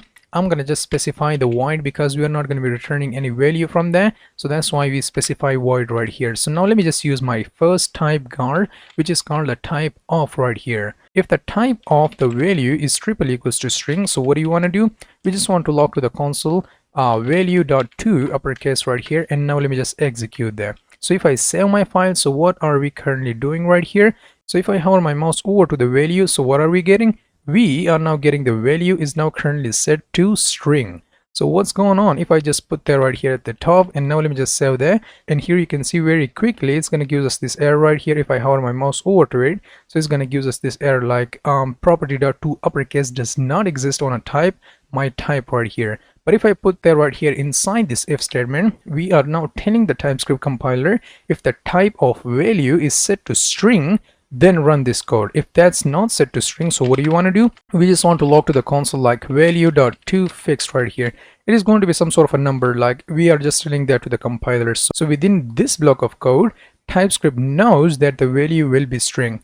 And outside from their first block, now outside from this block of code, inside the else block, this TypeScript compiler will already know that the value will be some sort of a number. So if I hover my mouse over to that, so here you can see we are now getting the number right. So this is how we are going to be narrowing the types right here. So now let me just use that. I'm going to go back and I'm going to just call my function with the string of hello. So it's going to give us like uppercase hello right here. So if I save my file and run that, so it's going to give us uppercase hello right here, which is totally cool. Now let me just duplicate that, or let me just write an example function once again, and if I just write like 20, so it's going to give us 20 right here. So if I save that, or not 20 but 20.00, because we use this method of toFix right here and we specified 2, so that's why we are now getting this .00 right here. So that was the first way of type narrowing. Now let's learn about a type narrowing with the instance of operator right here. So the instance of operator is another type guard that allow you to check whether an object is an instance of a particular class or a constructor function.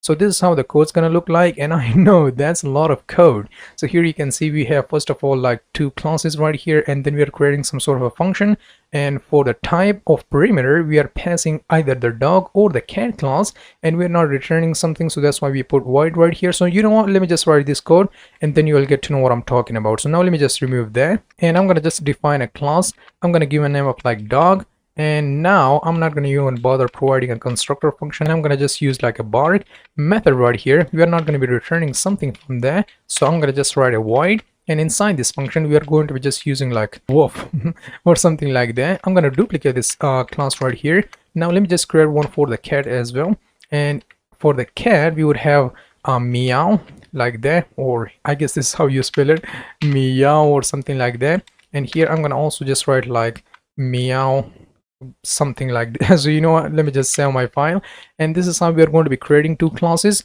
And now the next thing which you have to do is that we have to create a function, and inside that function we're going to be using the type narrowing by using the instance of operator right here. So I'm going to give a name of like animal sound, and it's going to take the perimeter of animal. And I'm going to also provide the type of, you know what, not animal sound, animal. I guess animal would be fine. And for the type, I'm going to specify either the dog class or the cat class, which we are creating right here up above. So we have this dog class and we also have this cat class right here. So we are not going to be returning something from there. So I'm going to just specify the void right here. And now let me just check if the animal is the type or not type, but the instance of dog. So what do you want to do in that case? We just want to write an animal dot bark right here, and I'm going to execute that. And now here you can see if I hold my mouse over to there, the animal is annotated with the dog right here, not a cat but with a dog, because here you can see we're using the type narrowing. We are narrowing down our type right here. So that's why inside this block of code the animal type should be a dog right here. So now for the else class, what do you want to do? Let me just write that, and I'm going to just write animal dot meow. And now let me just execute that right here. So if I hold my mouse over to this one, so here you can see for this one we have an animal of cat. If I hold my mouse over to this first one, it's going to give us the animal of dog right here. So yeah, that's that. Now let me just use that right here. So I'm going to just create two instances. So I'm going to write like my dog, and it's going to be equals to like new dog, and execute that. And I'm going to also create my cat, and it's going to be equals to the cat right here. And we are not going to be providing anything because we did not require anything. So now let me just use my animal sound, and I'm going to specify my dog. Or you know what, let me just log to the console my dog so that you can see. You already know all of that stuff, but now let me just log to the console there, save my file and run there. So here you can see it's going to give us the dog and also the cat classes right here.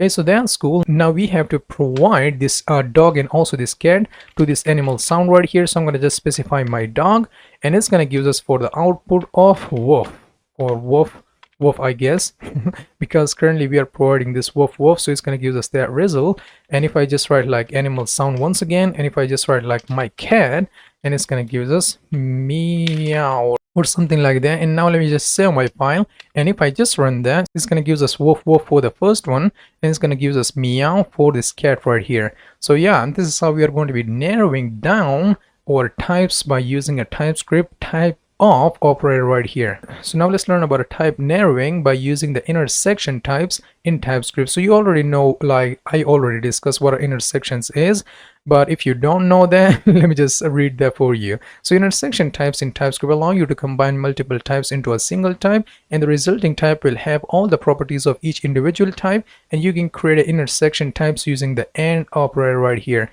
And this is how the code is gonna look like. So here you can see we have two types of, like, the first one we have an employee, the second one we have a manager, and we are now just using this intersection operator right here, or intersection type, whatever you want to call that, and it will now combine both of these values or these types to this one right here, and we can use that anywhere we want. So now let me just write a code for that, and then you will get to know what I'm talking about. So I'm going to just delete all of that code, and I'm going to zoom in, and I'm going to first of all define two types right here, like employee or something like that. And inside there I'm going to specify the ID of number to it, and also the name will be some sort of a string, and that's that. Now I already forgot to include the equal to sign, and here I have to just write a manager, and the manager is going to be equals to the department, department, and for the department I'm going to specify the string, and for the role I'm going to specify the string as well.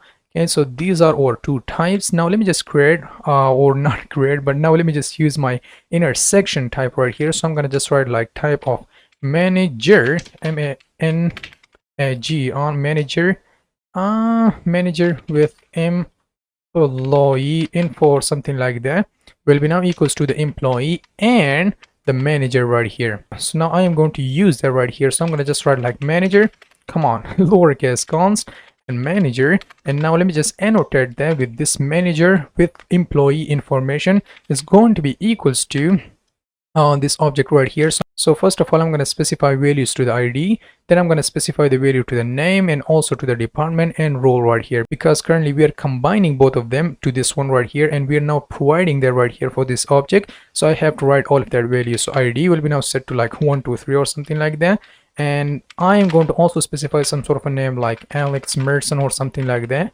And I'm going to also provide a department, and the department will be engineering, and also the role will be some sort of like team lead or something like that. And finally, now let me just log there to the console. I'm going to go back, And now let me just log to the console like manager.id. If I just write id, and now let me just execute that, so it's going to give us like 1 2 3 right here. And now let me just duplicate that a few times, and I'm going to just get like name, and I'm going to also get the department and also for the role as well. So if I save my file and run there, it's going to give us 1 2 3 for id, Alex Merson as a name, and engineering as a department, and role will be team lead right here. Okay, so that was it about our type narrowing in TypeScript. So now let me just make a genuine setup for writing a TypeScript code, because currently we've been using this extension called this code runner right here, and trust me, we love this extension. But the thing is that in real world project, we are not going to be using the code runner. We have to compile our TypeScript code to the JavaScript, because our compiler don't have any idea like what the hell is a type, what the hell is all of that insertion operator, all of the thing that we learned about TypeScript. The compiler don't have any idea for that. So we use JavaScript for the front end and also for the back end, and we don't use the TypeScript code for the front end for the back end. We have to compile our TypeScript code into the JavaScript code. So how we are going to be doing that?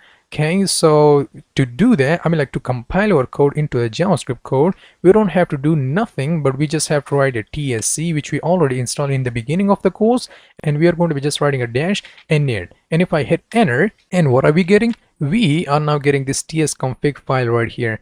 And there are a lot of stuff inside this tsconfig file. Now let me just close my terminal right here, and I'm going to open my tsconfig file, and here you can see we have like crazy amount of stuff right here. You can learn more about this tsconfig file by your own, but I'm gonna just explain a few things right here. So now let me just go ahead and go to this tsconfig right here. If I hit enter, it's gonna bring us to this tsconfig right here.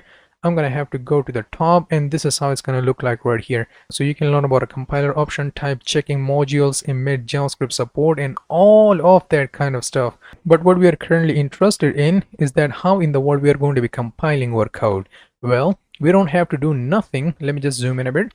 We don't have to do nothing, but we just have to open our terminal right here, and we also already have our tsconfig file right here. So everything is already set up, so we just have to use like tsc, and then we have to include the specific path of the file which you want to compile. So I'm going to just write a ind, and if I hit tab and if I hit enter right here, it's going to give us that JavaScript file right here. So here you can see it is now giving us this index.js file right here. But we would have some sort of a problem. If I open this JavaScript file right here, we are getting all of that same code right here. Not the same code, but we are now getting totally a JavaScript code right here. But the thing is that we are using the var result keyword, and this is not the newer way of writing a JavaScript code. Oh, you know what? Let me just give you some sort of example. Like I'm going to go ahead and go to my TypeScript code right here. I'm going to remove every single thing which I currently have right here, and I'm going to just create some sort of an arrow function like const add, and it's going to be equals to like I don't know, x, and the x will be set to number, and I'm going to also specify the y, and the y will be also a number. And now let me just annotate that to a number as well, and I'm going to also specify the x plus y right here as a return value.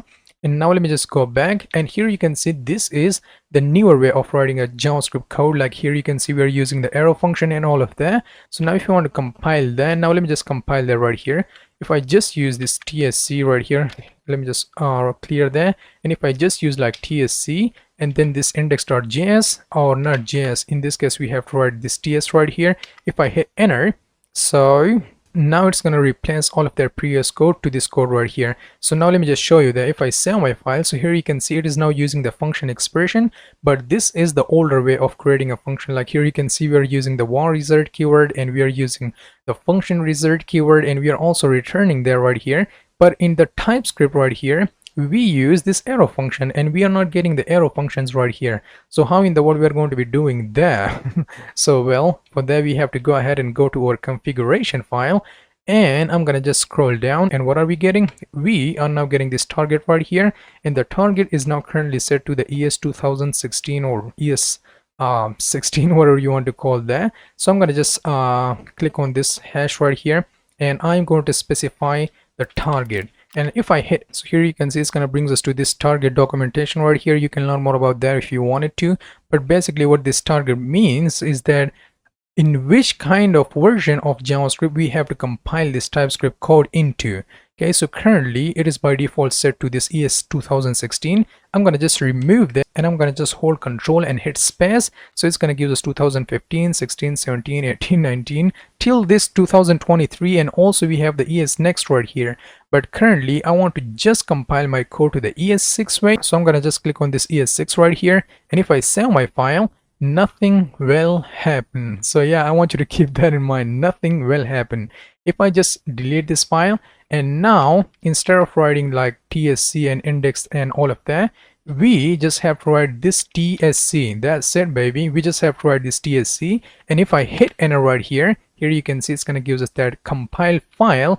And now hopefully if I open that, it's going to give us that arrow function right here, which means like we are now using the newer way of writing a TypeScript, like JavaScript code right here. So that's totally amazing. So that was it about for the target, and now let's learn about compilation. So here you can see it's going to compile all of the file right here. Let's suppose if I have a lot of files. So now let me just delete that. I'm going to just delete that right here, just like that, and I'm going to just create a few other function right here. Now let me just duplicate that, and I'm going to give a name of like multiply or something like that. And instead of writing this plus symbol, I'm going to just change that to like time symbol right here. We don't have to worry about the code right now. I'm going to cut this code from here, and I'm going to just create a file, give a name of like something. Now let me just make that a bit bigger. I'm going to create a file, give a name of like mult.ts for multiplication.typescript.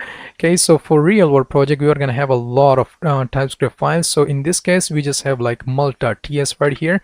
I'm going to just put my code inside this mult.ts right here, and also I'm going to just create a folder, give a name of like src, or you know what, I don't have to create a folder, not right now.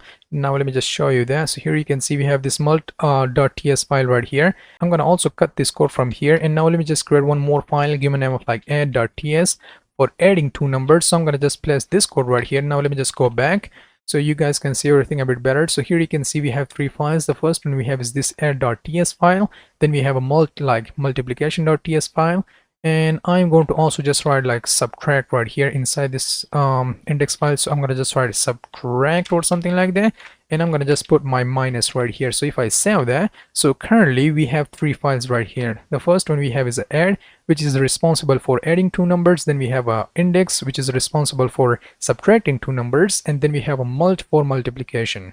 Okay, so if I just write TSC right here, in this case if I just write TSC and if I hit enter, and here you can see it's going to compile all of the code, right, all of the file which we currently have inside our directory. So if I open this mult, it's going to provide that same code right here. It's going to compile that, and if I open this one, same will go for the add and all of that. But in some situation we don't want to compile all of the file, we just only want to compile a certain file, like a certain TypeScript file. So now let me just delete this compilation file, and now I'm going to go ahead and search for the files right here. So I guess that was a files. I'm going to hit enter right here. So it's going to bring us to this documentation right here. So files specify the allowest of the file to include in the program. An error will occur if you don't have that file already created right here. So how the syntax going to look like? This is how the syntax going to look like, but I want you to keep in mind something. It will be underneath this compiler option, not inside there. Like for this compiler option we have a lot of things.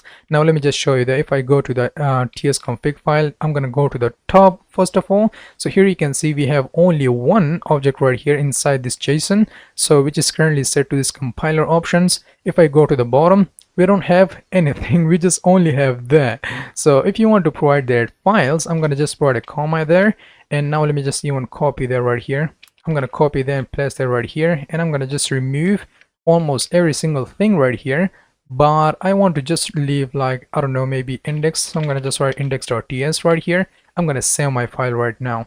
Okay, so if I just save my file right now, and if I run there once again like that TSC once again, and if I hit enter in this case, it's going to only compile this index.ts right here. So here you can see it's going to only compile that, and it's going to ignore the rest of the file right here. So yeah, that was the first way of compiling something or ignoring something by using these files. Now let me just show you the include and also the exclude as well. So I'm going to comment this line out, and now let me just search for include. So include, like which kind of file you want to include to be compiled. Okay, so you can learn more about that. So this is how the directory will look like all of these files which you can see right here, they will not be compiled and the rest of them will be compiled. So you know what, I'm gonna just cut that from here and I'm going to just create a folder, give a name of like src, and I'm gonna also create one more for the dist, because in the dist folder we are going to be providing our compilation file, like the compiled code. So we are going to take care of that a bit later, but I'm gonna just cut out all of that files and I'm gonna just put it inside this src directory right here. And now inside this tsconfig file, what do I have to do? I'm going to just specify this include right here. Okay, so now let me just copy that and I'm going to just write a double quotes and provide that include, and here we have to specify the array, but I'm going to also have to specify that comma right here to get rid of that error right here. Okay, so I'm going to just copy that and now let me just place that right here. So what this syntax means is that every single thing which are currently available inside the src folder, I want you to compile all of them, like leave none of them, compile all of them. So if I just save that, and now if I just write a tsc command one more time, so if I just write tsc and if I hit enter, so it's going to compile all of that file right here. So here you can see it's going to compile all of these files, and I don't want that. Like in some situation we would want to compile all of that files, but a lot of times we don't want to compile all of the files. So how in the world we are going to be omitting that? I'm going to open there once again. So now let me just show you the documentation as well.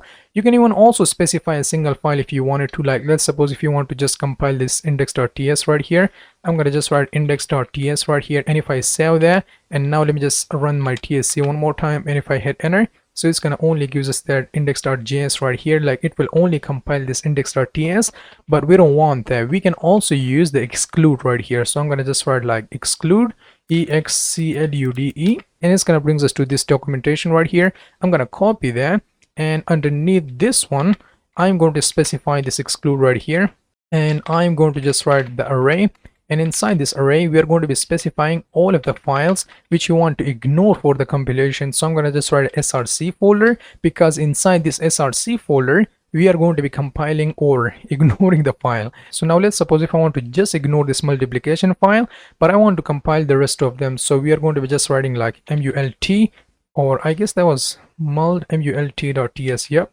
I'm going to just provide this mult.ts, and inside there let me just copy that once again.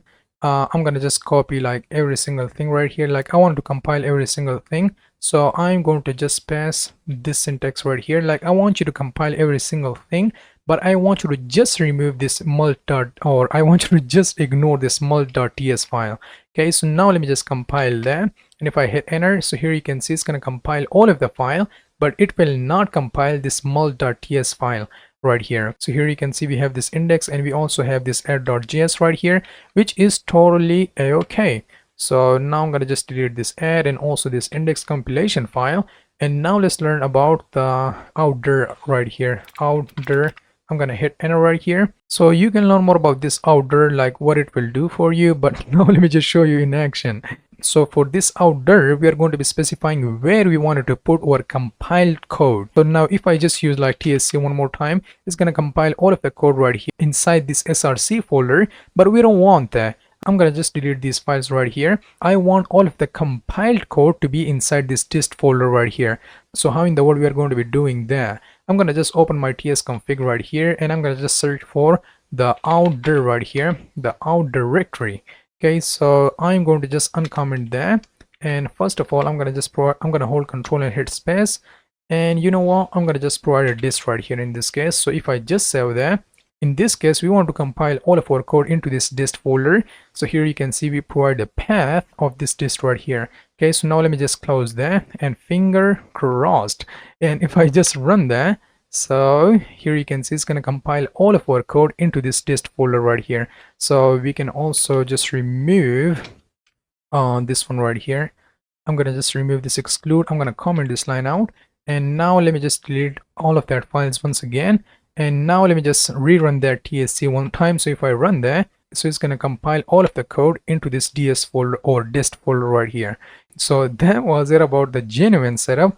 of TypeScript. So we are going to be writing our TypeScript code by using this extension, which is the TS extension, but we have to compile our code into a JavaScript code so that we can work with the real world JavaScript right here. Okay, so that was it about the TypeScript genuine setup or whatever you want to call that. So that was it about compilation and all of that. Now let's learn about our declaration files. I'm gonna just copy that and put it right here, and I'm going to go ahead and go to this typescript.org right here, and I'm going to just click on this docs right here. Then I'm going to just scroll down to this declaration file. So I'm going to just click on that, and I'm not going to read you through all of the documentation, but trust me, declaration files are totally simple and amazing and straightforward. So what in the world are declaration files and why you should care about them? Well, you don't have to worry about any of the declaration file, but these are the files which can be ended with this extension right here, .d.ts extension. So you know what, instead of wasting your time, I'm gonna just go ahead and remove this dist folder right here, and I'm gonna also remove all of that folder. I'm gonna also remove this folder right here as well, and I'm gonna just create like index.ts file right here, and I'm gonna log to the console like console, or not console, or I'm gonna just log to the console like, I don't know, document would be fine. So now let's just work with a little bit of document object model. We're not going to be working with the document object model because TypeScript know every single thing about that, and we don't have to worry about the document object model types as well. So if I hover my mouse over to that, so the TypeScript compiler already know which type of data this document will be holding. So here you can see it is now currently set to document right here. So if you're using a VS Code, so I want you to just hold Control and click on that. So it's gonna brings us to these declaration files right here. So now let me just take a screenshot of that. So here you can see it's gonna brings us to this lib.dom.d.ts file right here. So we are not going to be providing any other stuff inside this declaration files, but inside this declaration files we are going to be only specifying the types. Okay, so just the types, nothing else. So here you can see we have an event object, so it's going to be either the event or undefined, and you can learn more about that. So if I just search for like, I don't know, document, not a document, but get element by ID or something like that. So if I just click on that, so here you can see we have that get element by ID method right here, and the type of that will be set to this HTML element right here. So if I hold Control and click on that, so here you can see it's gonna only include the types right here. So inside this declaration file, you are not gonna find any real code, but you will just found what do we call it, the declaration or the types right here. Okay, so that was it about the declaration file, and this is how the TypeScript compiler knows every single thing about the DOM and all of that kind of stuff, like third-party libraries. But now let me just show you, or before I show you that, first of all, let me just install one library right here. And if you already know Axios, totally cool. If you don't know Axios, you don't have to worry about Axios, because we're not going to be writing a lot of Axios code. I'm going to just write a little bit of Axios code, and you don't even have to worry about that. So Axios is the library which already comes with the declaration file. So what I want to do is that I already make a setup for that. I'm going to just remove that stuff from here, which I specified right here. I want to compile all of the files right here, so I'm going to just remove that. And yep, I guess the rest of them will be totally the same. I'm gonna just remove that, and now what I want to do is that I'm gonna just use like npm init dash or not dash but dash y right here. I'm gonna hit enter right here, so it's gonna just give us this package.json file. It is nothing but it will just keep track of all of the dependencies which we are going to be installing for this project. So currently we just only want to install the Axios. If you already know Axios, cool. If you don't know Axios, you don't have to worry about that.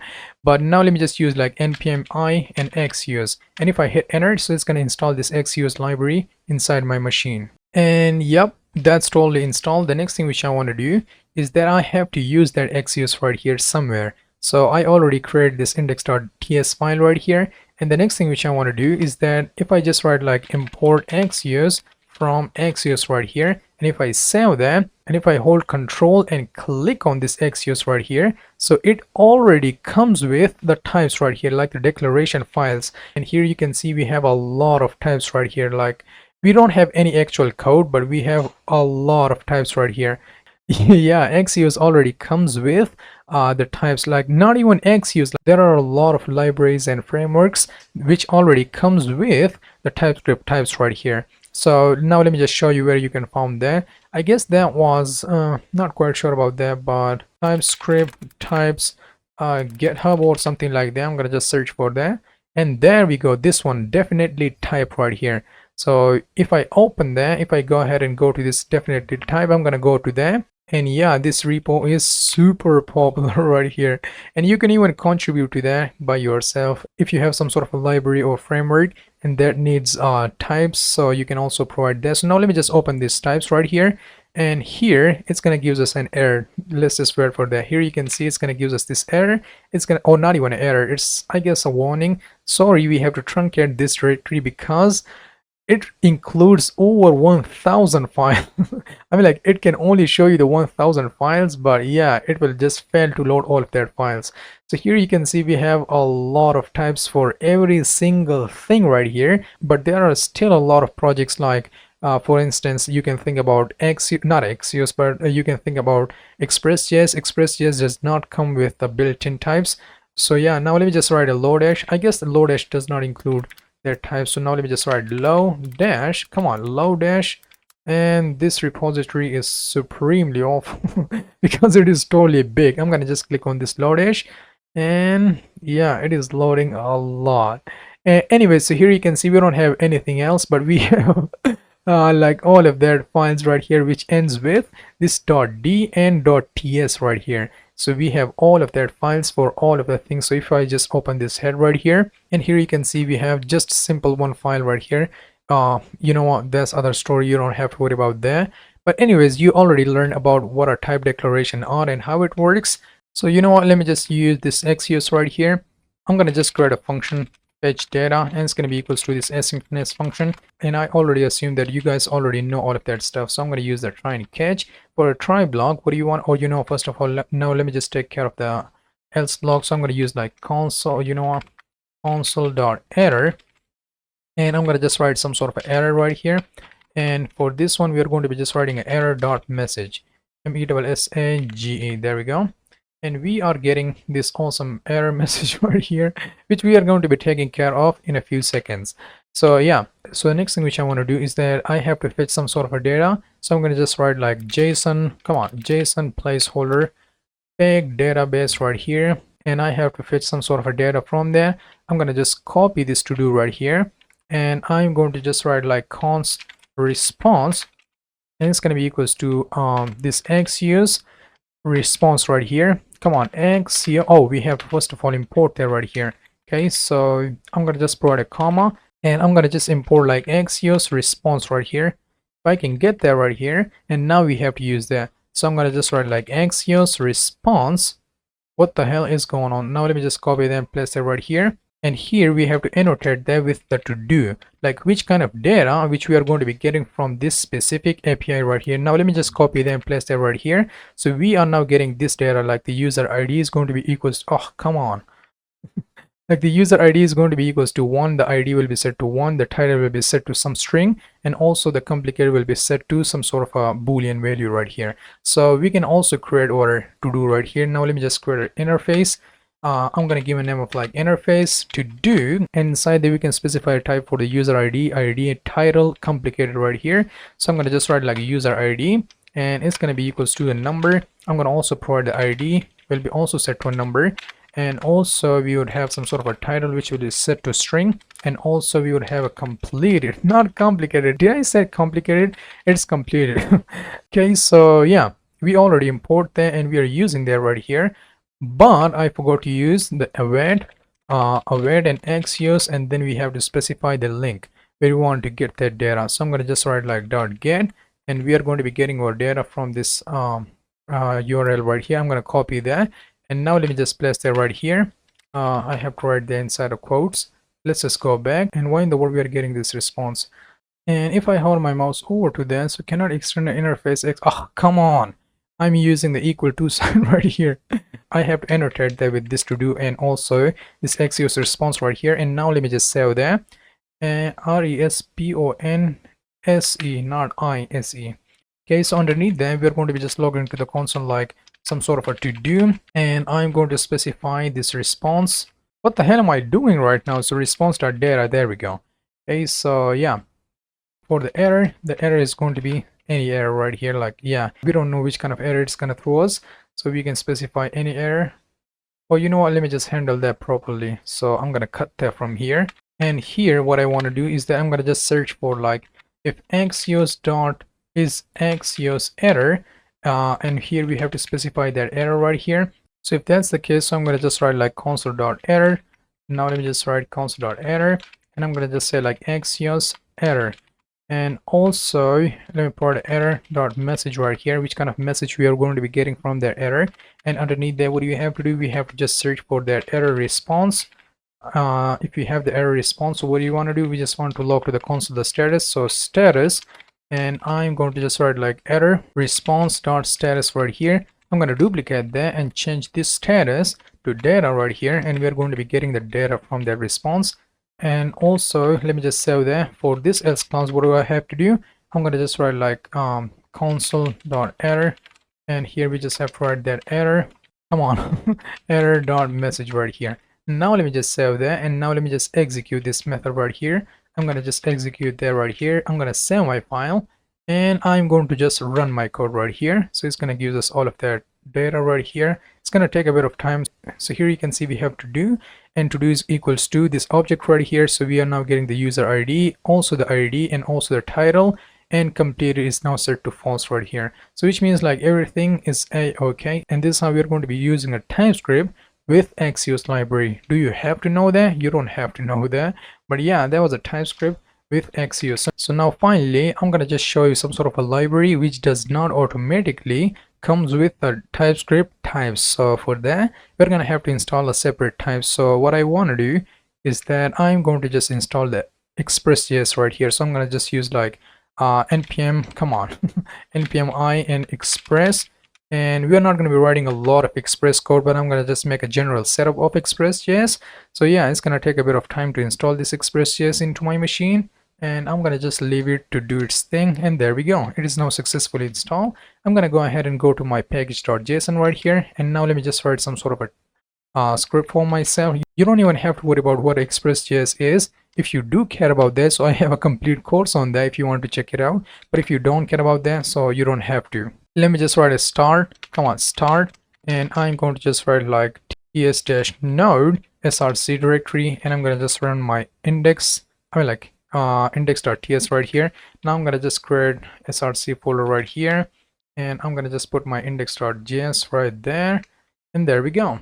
So yeah, I'm going to open my index.ts file right here. Now let me just remove that, and inside there, what do I have to do? If I just write like import express from express right here. So if I hold my mouse over to there, so express is declared but its value is never read. We can take care of that in a few seconds, but could not find a declaration file or a module Express.js right here. So we successfully install Express.js, but we also have to install the declaration files for that. So if I hover my mouse over to that, and here you will see that quick fix right here. I'm gonna just click on that. So here you can see either install the types or just remove that. Okay, so here you can see if you want to install them manually by using a terminal, so you are going to have to write this command, which is first of all write npm I, and then you have to use like add types and then / express.js right here. But if you are using a VS Code, so you just have to hover your mouse over to that, click on the quick fix, and then click on this install right here. So it's going to automatically install it into your machine. So yeah, I'm going to have to wait for that to install all of their types. So here you can see that error is successfully gone, and I'm gonna just write like const app, and it's gonna be equals to like express.js, come on, express express, yep. And now I have to just write express e, and also e here as well. Now let me just create some sort of a port, and it's gonna be equals to like, oh my god, 3000 right here. And now let me just use like app.listen, and we want to listen to the port. And also now let me just execute console.log, and come on, server running on port. And now let me just render my port right here. Let's just go back, and I'm going to use my backticks right here like that, and that's it. I'm going to also create one route right here, so I'm going to use like app.get. It's going to go to the home, and let's just provide or request and also the response as well. And here what do you have to do? You just have to write res.not yeah, response, there we go, response.send. You can also abbreviate that to the rec and res, but request and response would be good. So I'm going to just write hello TypeScript express.js or something like that. And now if I hold my mouse over to this response right here, so response is response, any response. And yeah, this is our generic function right here, but we can also import the responses manually. So I'm going to just have to write a comma, and I'm going to just get the request and also the response as well. Okay, so if I get them, we can also provide types for that. So I'm going to just copy that and annotate that as a request. And I can also copy this response and annotate that with this response right here. Okay, so now let me just save that, and I'm going to just use my terminal, and I'm gonna just say like npm start to start my server, and I guess that would be it. Okay, so here you can see everything is starting a-okay, but it's gonna take a bit of time. So server is running on port 3000, so I'm gonna just write like a local host of 3000, and if I hit that, so here you can see we are now getting like hello TypeScript with express.js. Okay, so in your case it's gonna look something like this.